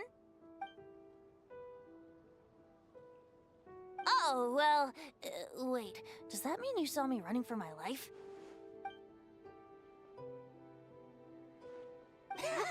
Just kidding. But you're right, it was tough out there. I almost lost my hat to the wind several times. Any notable information on the wind? Of course! I was out on the city wall for quite some time. I heard all sorts of things. As for something notable, well, I picked up on anxious voices and a child's anger. Durin has been isolated for centuries, but absorbing Subject 2's emotions allowed him to understand certain truths about this world and his existence, including the fact that he is no longer Mother's only child, or her most perfect creation. It's obvious he found that fact difficult to accept. The emotions he felt in response were quite genuine, and, dare I say, human. If I eliminate the perfect creation, I will be the only child Mother needs. This mindset arose out of Durin's instinct to compete and survive, and came to dominate all those around him. Of course, the absorption of Subject 2's knowledge allowed him to take a more intelligent approach, accusing me of murder. In the end, however, Durin still lacks sufficient social intelligence. The fact that his army even got this far is a miracle. Oh, no wonder Venti sensed a child's anger through the wind. That same feeling. It's close!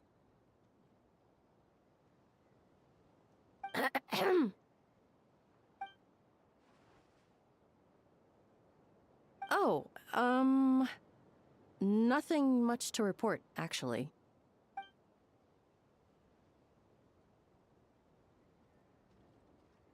Good. No problems.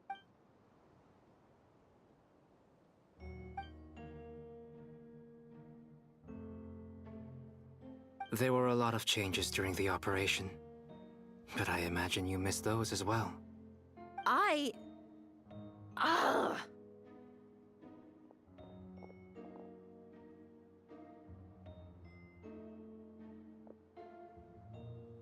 Don't move.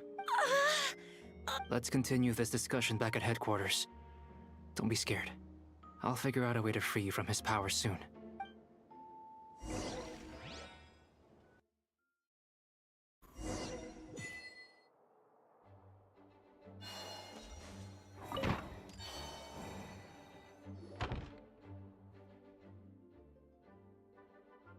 I can, as long as the rest of the operation goes well.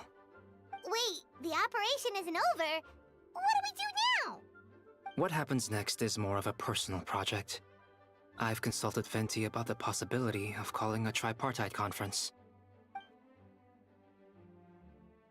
I still remember when he approached me about asking the lovely ladies of the Hexen Circle for a small favor.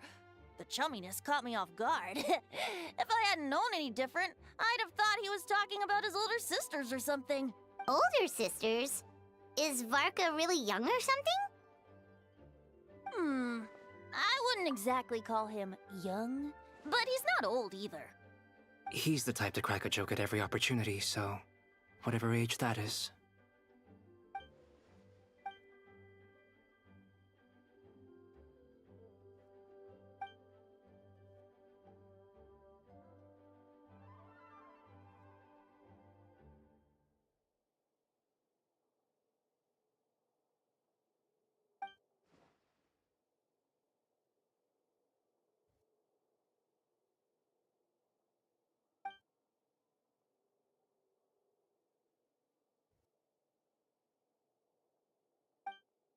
Yes, and now I have a request of my own. So I need the conference to convene once again. Venti, if you would. Of course! Traveler, pass me the Dodo communication device. Huh? You're gonna use that thing to call them? Just watch and learn. Okay, I think this should do it.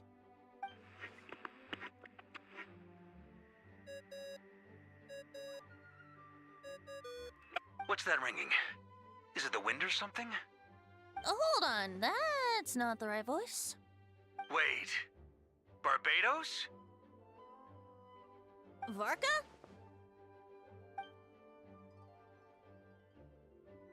Oops, wrong contact. Sorry, Varka, you're probably busy right now. But considering I'm surrounded on both sides with a group on my tail looking to turn me into mincemeat, yeah, I'd say so. Ah, yes. Well, have fun with that. We can talk some other time. All right, pass along my regards. Oh, and I still owe you for those drinks, don't I? Just take it from my stash. I keep it in...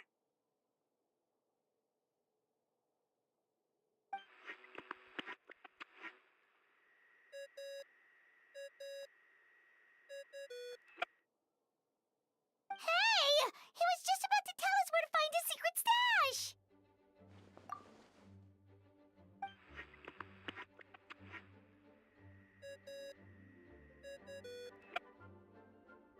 Hello? Who is this? Greetings, Miss Alice. It's Venti. Venti? Nope, it doesn't ring a bell. You're really gonna tease me like this? Fine. It's Barbados. Apologies, just a bit of fun. What can I do for you, dear Barbados? You still remember the tripartite conference, right? I'm calling on behalf of a friend. He's asking for a meeting. Oh? And which brave soul is it this time? It's me, Aunt Alice. Albedo, captain of the Knights of Favonia's investigation team, requests a formal meeting with the Hexencircle. And what is your wish, dear Albedo? I want to accomplish something unprecedented. How unprecedented. Something even your mother Rhine-daughter never accomplished? In terms of technique, no. But in terms of location and materials, yes. Okay, that makes no sense. You've piqued my interest. I'll be right there. Hello again, everyone. Hello, Aunt Alice. I see you've turned yourself into a giant Dodoko. Darling, isn't it? It even has its own hat. Wow, the attention to detail. Pleasure to see you all again. It's been a while. On behalf of the Hexencircle, I hereby grant Albedo's request. I'm guessing you still need to prepare? Take your time. Just come find me at the long table when you're ready. Aw, that's nice of you. Huh, I suppose it's just my nature, darling. Thank you, Aunt Alice. Before we set out, there's someone you need to meet. Head to my office. He's waiting for you there.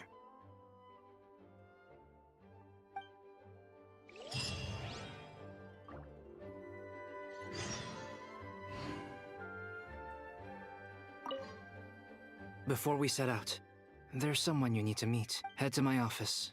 He's waiting for you there.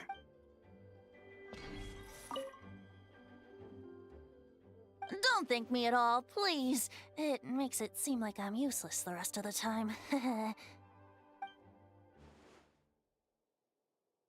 Okay, now you give me too much credit. I admit I'm not the most, proactive Archon. You have your own hard work to thank for this result. Oh, and our friends the Honorary Knight in Paimon, of course. Ah, worried about Albedo's plan?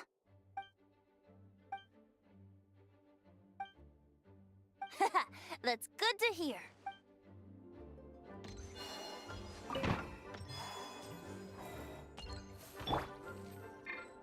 Return to the skies! Watch out! Rev the engines!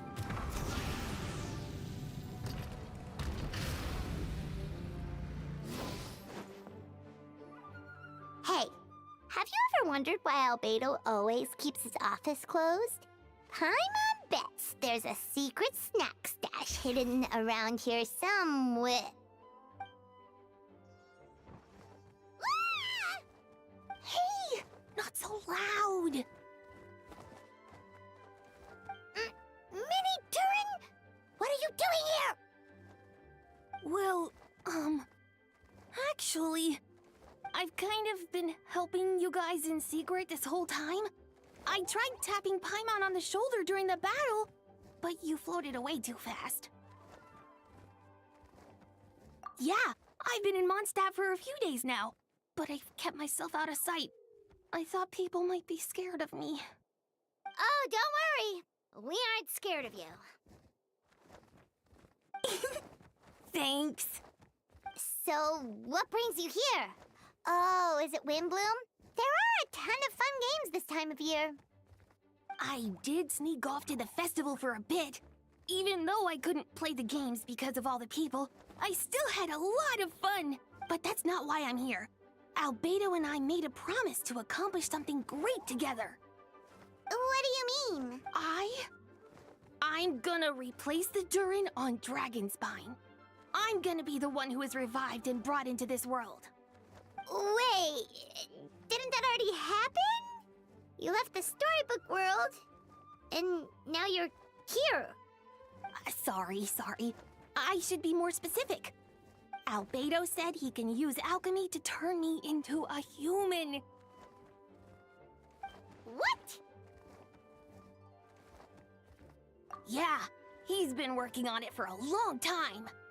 And that's what you want, Mini Durin? To become human? I don't know if want is the right word. I don't even know if there's a right answer in a situation like this. But I do know this. I have just as much of a right to this name. I don't want to lose to the other Durin. I know. Albedo talked to me about that. He said the Durin on Dragonspine is a lot more aggressive and primitive. Almost like a beast. But Mom created me in a storybook. The pure parts of me can balance out the evil parts of him. If I'm honest, I don't know what that will look like. If I can still be me once I become one with that part of him. Maybe without a complete soul, there was never really a me to begin with. Albedo said these kinds of questions are normal. We're all just trying to figure out who we are. But I'm not afraid of change. I want my life to have meaning. And suppressing an evil dragon, becoming human, both sound pretty meaningful to me. So don't worry. No one is forcing me to make this choice. Well, turning you into a human sounds like a huge project. Yeah, I'm really grateful to him. We're kind of in the same boat, you know? Albedo told me he's the Kryda Prince, a synthetic human. And if this works, I'll be one too. We will be the only two of our kind in the whole world. Alchemical creations allowed to live in human form. If all living things are grouped together by species, and there's only one other person like me in this world, I guess that makes us family. Definitely. You've just gotta trust one another. Actually, while we're on the subject, does your friend Hakai know about this? Yeah, I told him I was coming here to fulfill this, duty. He didn't try to stop me. Just told me to get a move on then. He didn't say it outright, but I think he supports my decision. Maybe he even thinks it's a good idea to go through with this.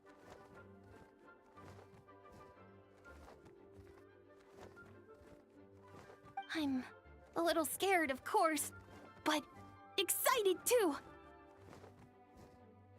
Anyway, I'm really glad I got to talk to you at a time like this. I feel a lot better now, so thanks.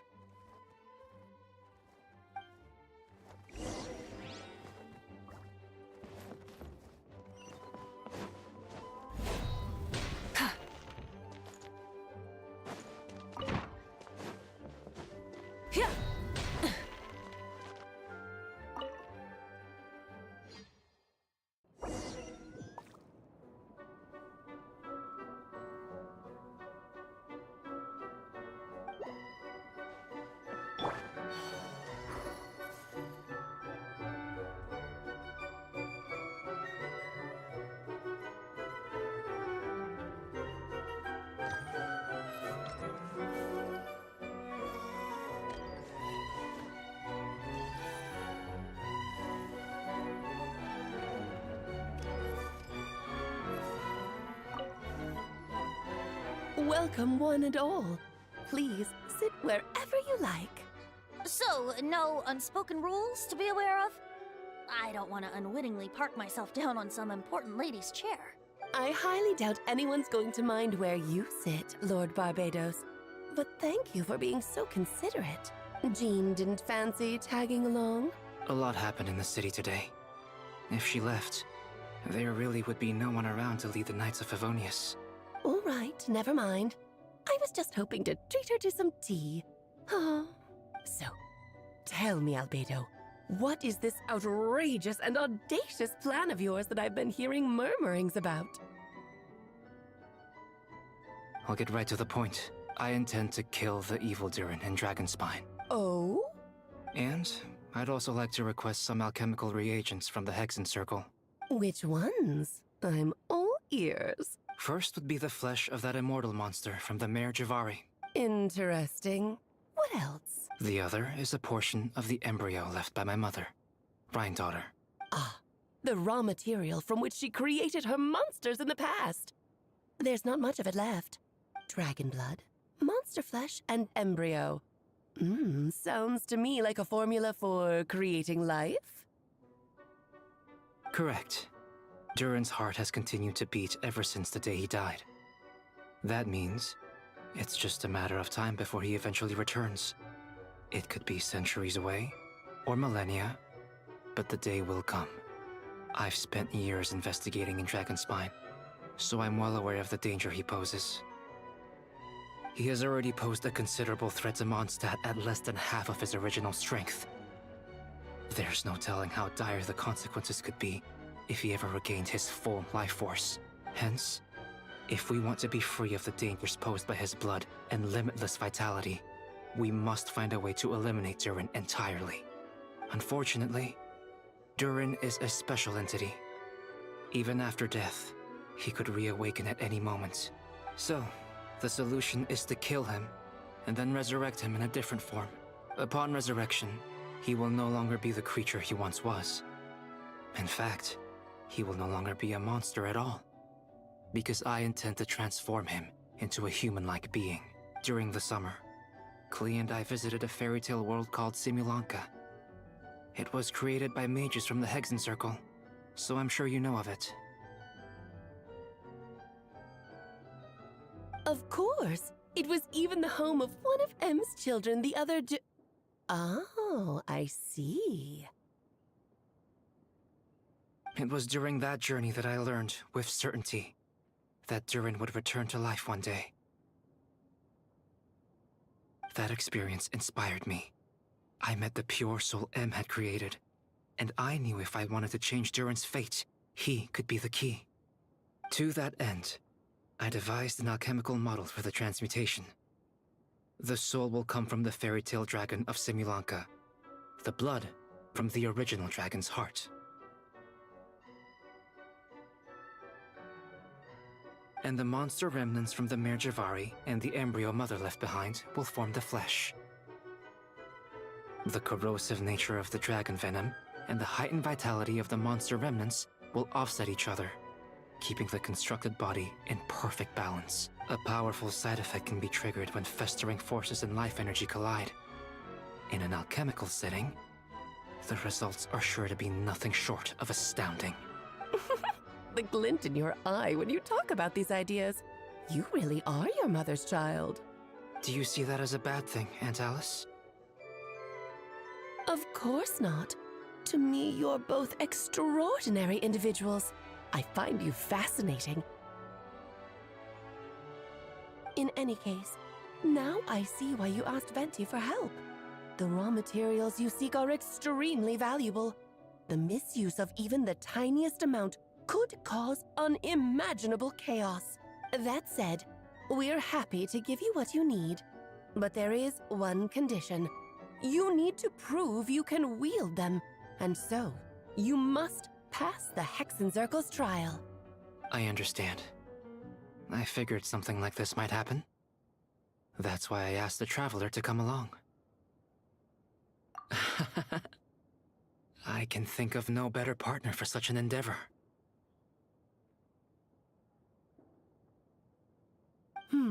So you know our tricks, huh? Aunt Alice has always loved the spectacle. Any chance to witness friends come together to support one another. Well, success means little if you have no one to celebrate it with. Although, I'm afraid dear Paimon will have to sit this one out. What? Why? The Hexen Circle trials are no walk in the park, my dear. Besides, I already decided on the structure. There's only room for 2 participants, I'm afraid. No more, no less. You understand, don't you, Paimon?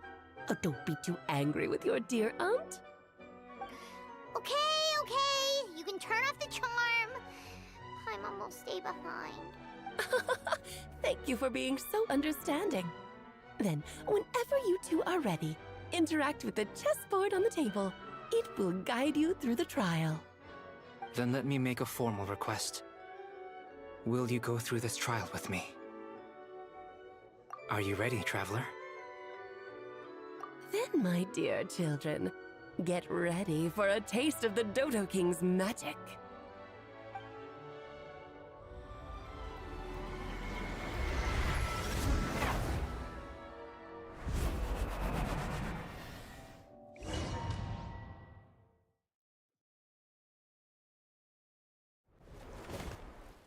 It's certainly in keeping with Hexen Circle modalities.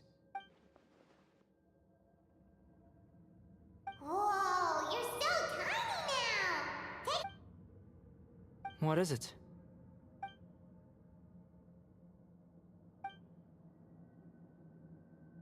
Don't worry. He'll be back with her again in no time. You sound pretty confident, Albedo. Aunt Alice, I didn't realize you'd be personally conducting the trial. Well, since your mother has to recuse herself, who better than I to put your abilities to the test? I have prepared quite a riveting new performance just for you two. See? Defeat them in battle. Prove to me that you have what it takes to achieve your goal. Swashbuckle your way to victory like gallant fairy tale heroes.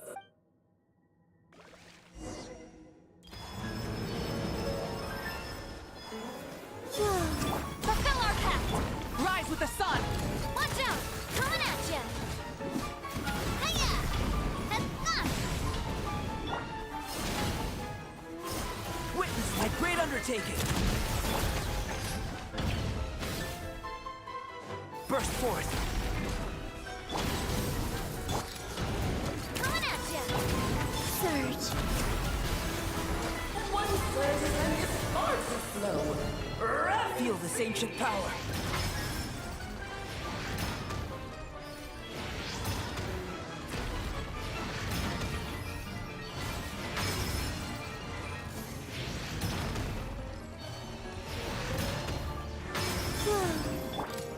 Moments of birth!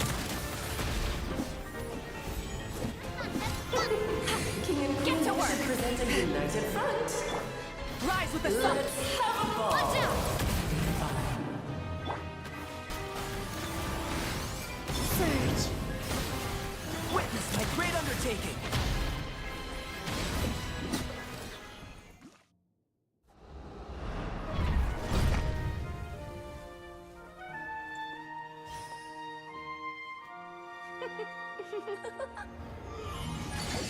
Ugh, it had to be this form? A toy really doesn't suit me. Well done, but this isn't over.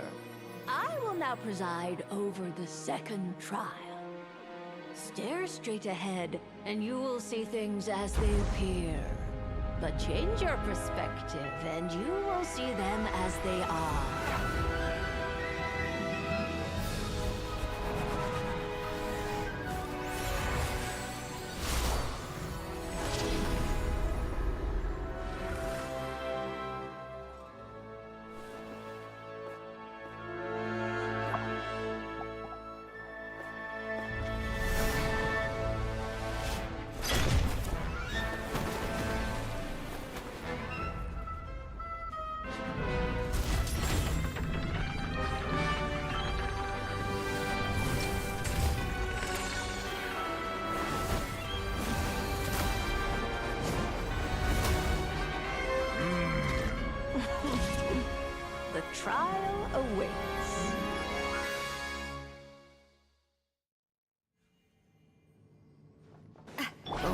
By turning the world on its head, can we see its true colors?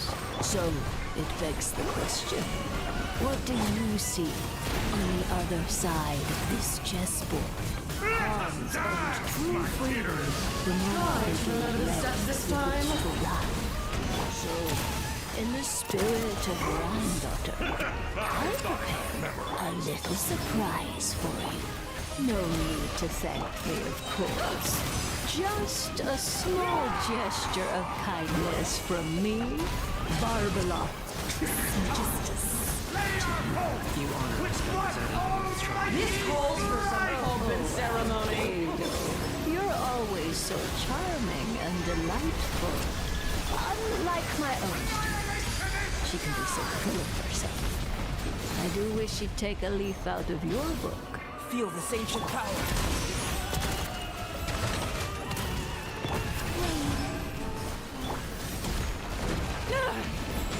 Light of the blazing sun! Moment of truth.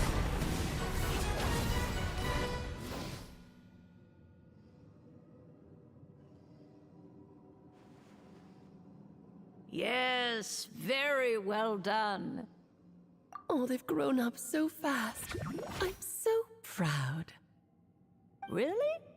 Well then, I'll leave you to debrief the others about today's events. Huh? You're leaving already? You did marvelously today. I'm thrilled for both of you. And should you feel the need to gloat profusely to that student of mine so she knows to up her game, be my guest. Lovely tea party. But that'll do me for now. Until next time, my dearies. You're just going to up and leave? Barbie? You'll have to forgive Barbalov. She's always on the move. And she never says where she's going either. I think she enjoys the mystique. But if I had to guess, she's probably going for a walk. She's a very health-conscious individual. Barbie was satisfied with your victory. And so am I. Congratulations to you both. You can come back now. Oh, whoops. I need to turn you back to normal first, don't I?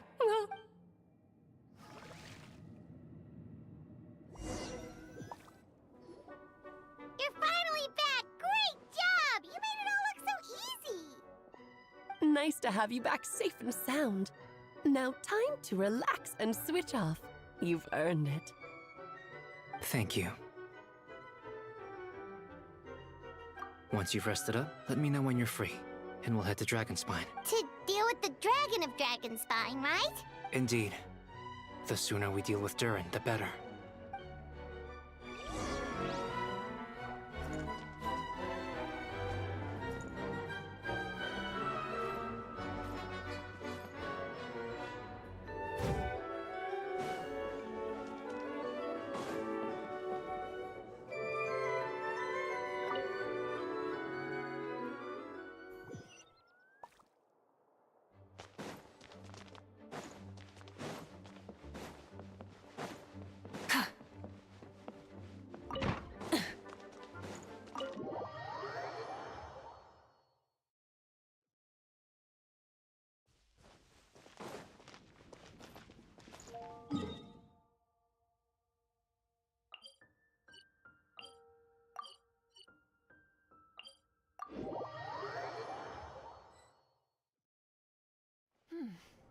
Nice and cool.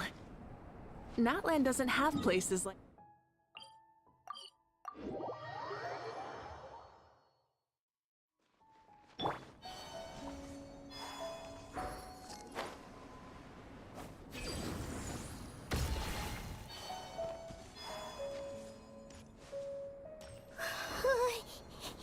Yep, this place is as freezing as ever. Paimon's hands are turning to ice. Want to climb into my hood? You sure? Is it warm in there? It should take the edge off, and it might improve your mood. But I recommend finding a heat source for a more potent effect.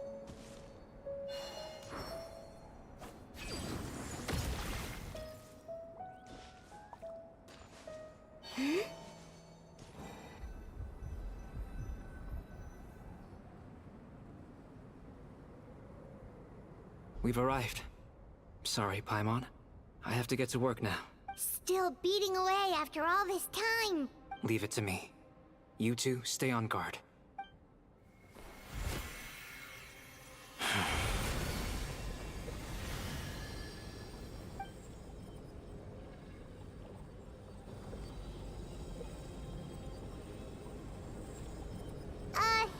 May Paimon ask a question? You may. Who is Durin to you? Do you think of him as one of your kind? And is he a dragon, person, animal, or monster? From an alchemical perspective, we're both artificial creations. But biologically speaking, we have no relation whatsoever. So, to say we are kin would be categorically incorrect. Sounds like you prefer humans to dragons, then. It's not so much a matter of preference. Rather, as things stand, I would say I belong to the class of human, albeit a unique category thereof. But then again, most forms of life in this world possess some unique traits. I am perhaps the most unique among humans, in that I'm the only one of my kind. But soon, there will be another just like me, assuming this alchemical project proves successful. I believe Mini Durin already told you of his intent to replace the Durin of Dragonspine. After my conversation with him, he also expressed a strong interest in becoming human. It's a fascinating prospect, not to mention an extremely challenging one. But I understand why he came to that decision. Well, understood in the broadest sense, this project deals with both the past and future, and stands to profoundly impact many lives. That, primarily, is what makes it worthwhile. Helping Mini Durin become who he wants to be is a secondary consideration, though still a meaningful one. By contrast, my personal motivations are nothing so grand and meaningful. I'm just pursuing something I believe in. In my view, to cultivate life which the world cannot generate endogenously is to cultivate the world itself. Whatever aids life in attaining a greater level of perfection improves the world by doing so. It is not a question of whether this ought to be done or not, merely whether I wish to. The alchemical enterprise is concerned with deciphering and comprehending all forms of knowledge. That is the path I walk. Of course, that's not to say that this is just a science experiment to me. Anything that affects Mondstadt, I approach first and foremost as a member of the Knights of Avonius.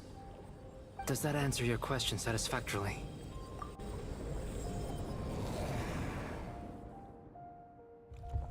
Finished. Looks like a golden energy has encased the dragon's heart. The whole heart would be too big.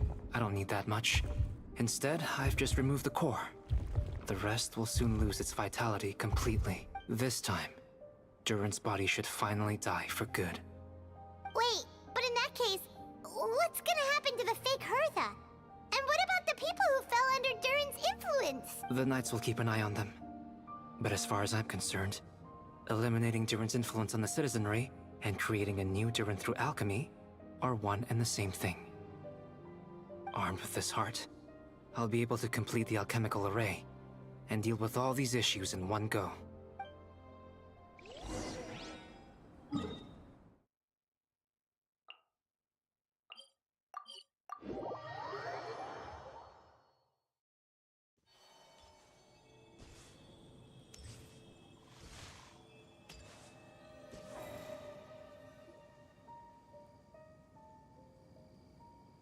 Let's call it a day here. Thank you for accompanying. Pleasure! We sure learned a lot. Mondstadt's a lively place during the Windblume Festival. You should take a look around and pick out some nice souvenirs for yourselves. Oh yeah, the festival! Wonder who the Windblume star is gonna be this time. Well, we've been too busy dealing with this situation the entire time. Who else would be free to work during the Windblume Festival? I'm sure we'll find out on the day off.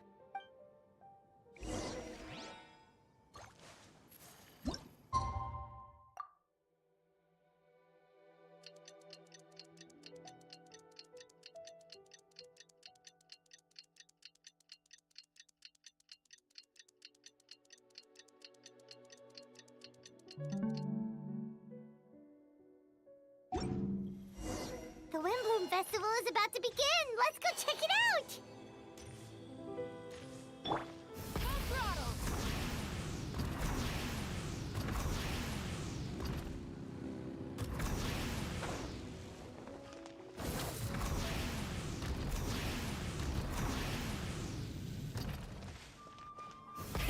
Rev the engines!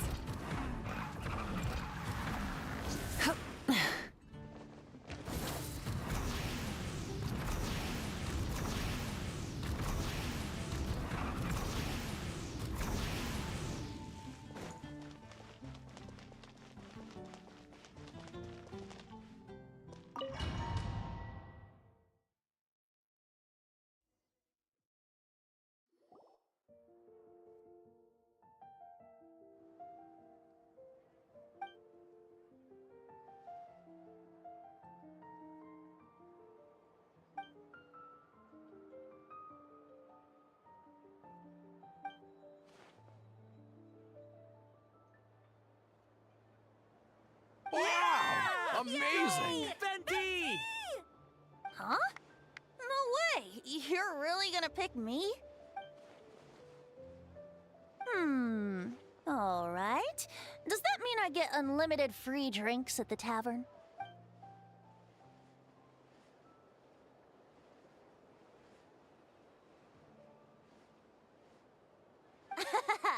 In that case, instead of a speech, how about a song? Everyone! The best bard in the land is about to begin his performance, so don't go away! Gather round and lend me your ears!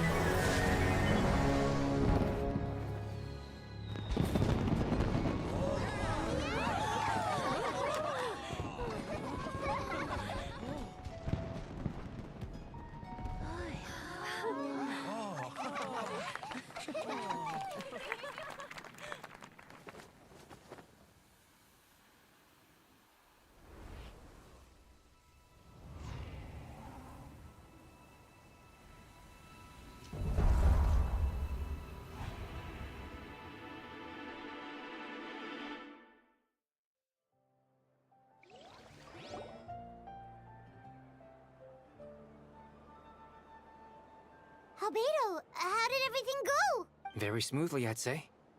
We achieved our goal. Really? So Mini Durin looks like a human now? Correct. However, his newly formed body is still stabilizing. We should give him some— I graciously accept the compliment. It really is rather remarkable what we've accomplished. So, how do you feel right now? Quite good. I did what I set out to do, and achieved a personal goal. I think even she would have made a rare facial expression had she seen it. She? My master and mother, Gold Rhindaughter, a long time ago. She sent me to Mondstadt with the instruction to complete a task of monumental importance. To find the truth of the world. I had a theory about what she meant, and in time, I was able to corroborate it. Sure enough, finding the truth of the world basically stood for getting a life. That might be easy for most people, but for someone like me, it meant doing a lot of learning about a lot of things. I had to find out about myself and the world around me. Get to know me and get to know other people. Life is the space that exists between me and the world. To become truly human, I had to inhabit that space. So, for an artificial human, finding a life is, in some sense, equivalent to finding the truth of the world. So that's what she meant, huh? Well, no wonder those monsters wanted to infiltrate the city and replace you. They wanted your life for themselves! Being alive is just existing, but having a life is what makes you truly human. I think that's the message she wanted to get across to me. Still, I found this whole series of events has given me new inspiration. Becoming human is only the beginning. What follows is the choices a human has to make in life, as well as the kinds of family bonds they will form. Most people would probably see the events of the last few days as something out of a nightmare. But for me, it's just part of my family life. I fear that the carefree existence my brother has enjoyed thus far will now come to an end. Just like me, he will have to step into the world and face the same constraints as everyone else. You've got an unusual family, that's for sure.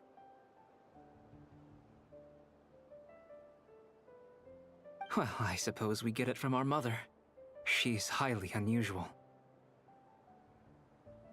There are all kinds of families in the world. Some base their life around the family store, others around the farm. In my family, I suppose we tend to the flower beds. And now, I'm a gardener too. Master never showed her face. But if the Hexen Circle knows what I've done, that means she knows as well, and gave her approval. Since devouring Nibirius, it would seem she has finally found a modicum of peace. And if so, then I am truly happy for her. She didn't always have a penchant for madness, you know. Devouring Nibirius? What's Nibirius? It's the name of the ruler of life. What? Aunt Alice told me about it not too long ago, but it came as no surprise. I knew Master would do it sooner or later. As for the ruler of life, all I truly know is this. Nibirius is not gone. Instead, because of Master's actions, she and Nibirius are now one. In any case, thank you so much for your help during this ordeal, and for choosing to stand by my side through it all. Of course. That's what friends are for. Hearing you say that means more than I can say. I'll make sure to pass along the sentiments when I report back to Master Jean. Oh, so you're heading back to headquarters? Well, good luck with the report. Thank you. I'll get going.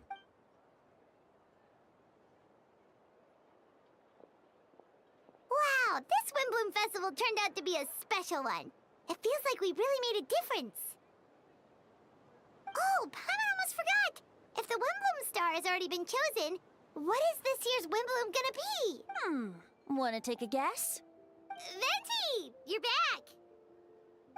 Well, I couldn't keep my two dear friends in the dark about this year's Windblume, now could I? What do you think of the Cecilia? The true feelings of the prodigal son.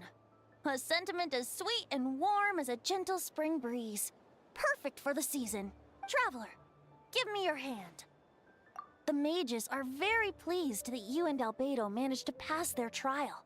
Albedo received the materials he sought, So you deserve something in return as well. The Hexenzirkel wants you to have this. It contains something entirely one of a kind. A secret of sorts. When the time is right, it will reveal itself to you. So no need to open it right away. Wow! A gift and a mystery all in one! The mages sure love their secrets, huh? According to the sender, you are probably the only person who could make use of something like this. So I suppose it belongs with you. Ah, well, all I did was deliver it. Although, I did go to great lengths during this whole ordeal. I suppose a reward for my efforts wouldn't be out of the question. You've helped a lot, Venti. How about we treat you to a drink? Really? Oh, I'll hold you to that, you know. No going back on your word. Of course, Dad! Let's go to the tavern right now! Music to my ears. Oh, I'm so happy I could fly. Oh, it's like this festival was made for me or something. When no love remains for the songs to tell, the world becomes naught but an empty shell.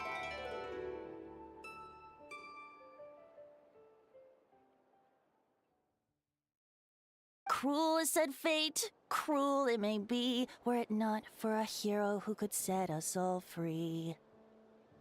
Through shadows so cold, he saw wisdom untold, chasing a fragrance the wind only knows.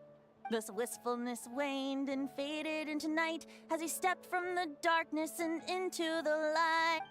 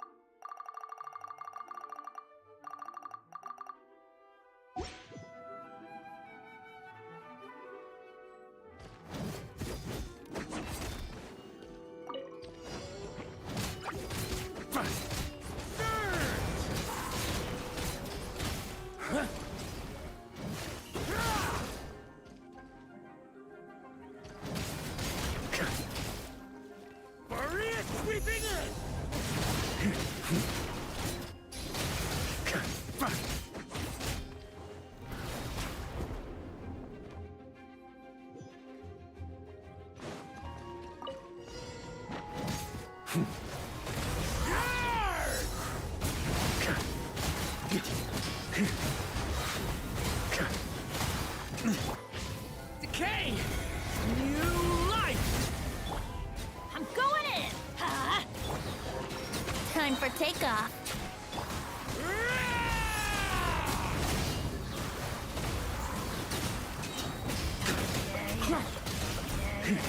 Up the ante! A lament for the revenge! Huh? Teamwork is dreamwork! Brace yourselves. Think you can get away? Maria sweeping in!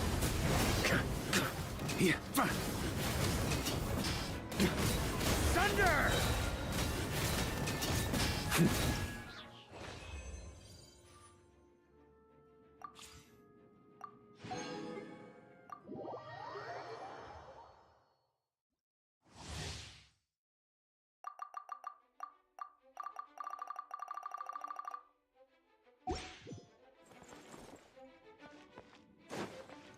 Installation chamber deployed.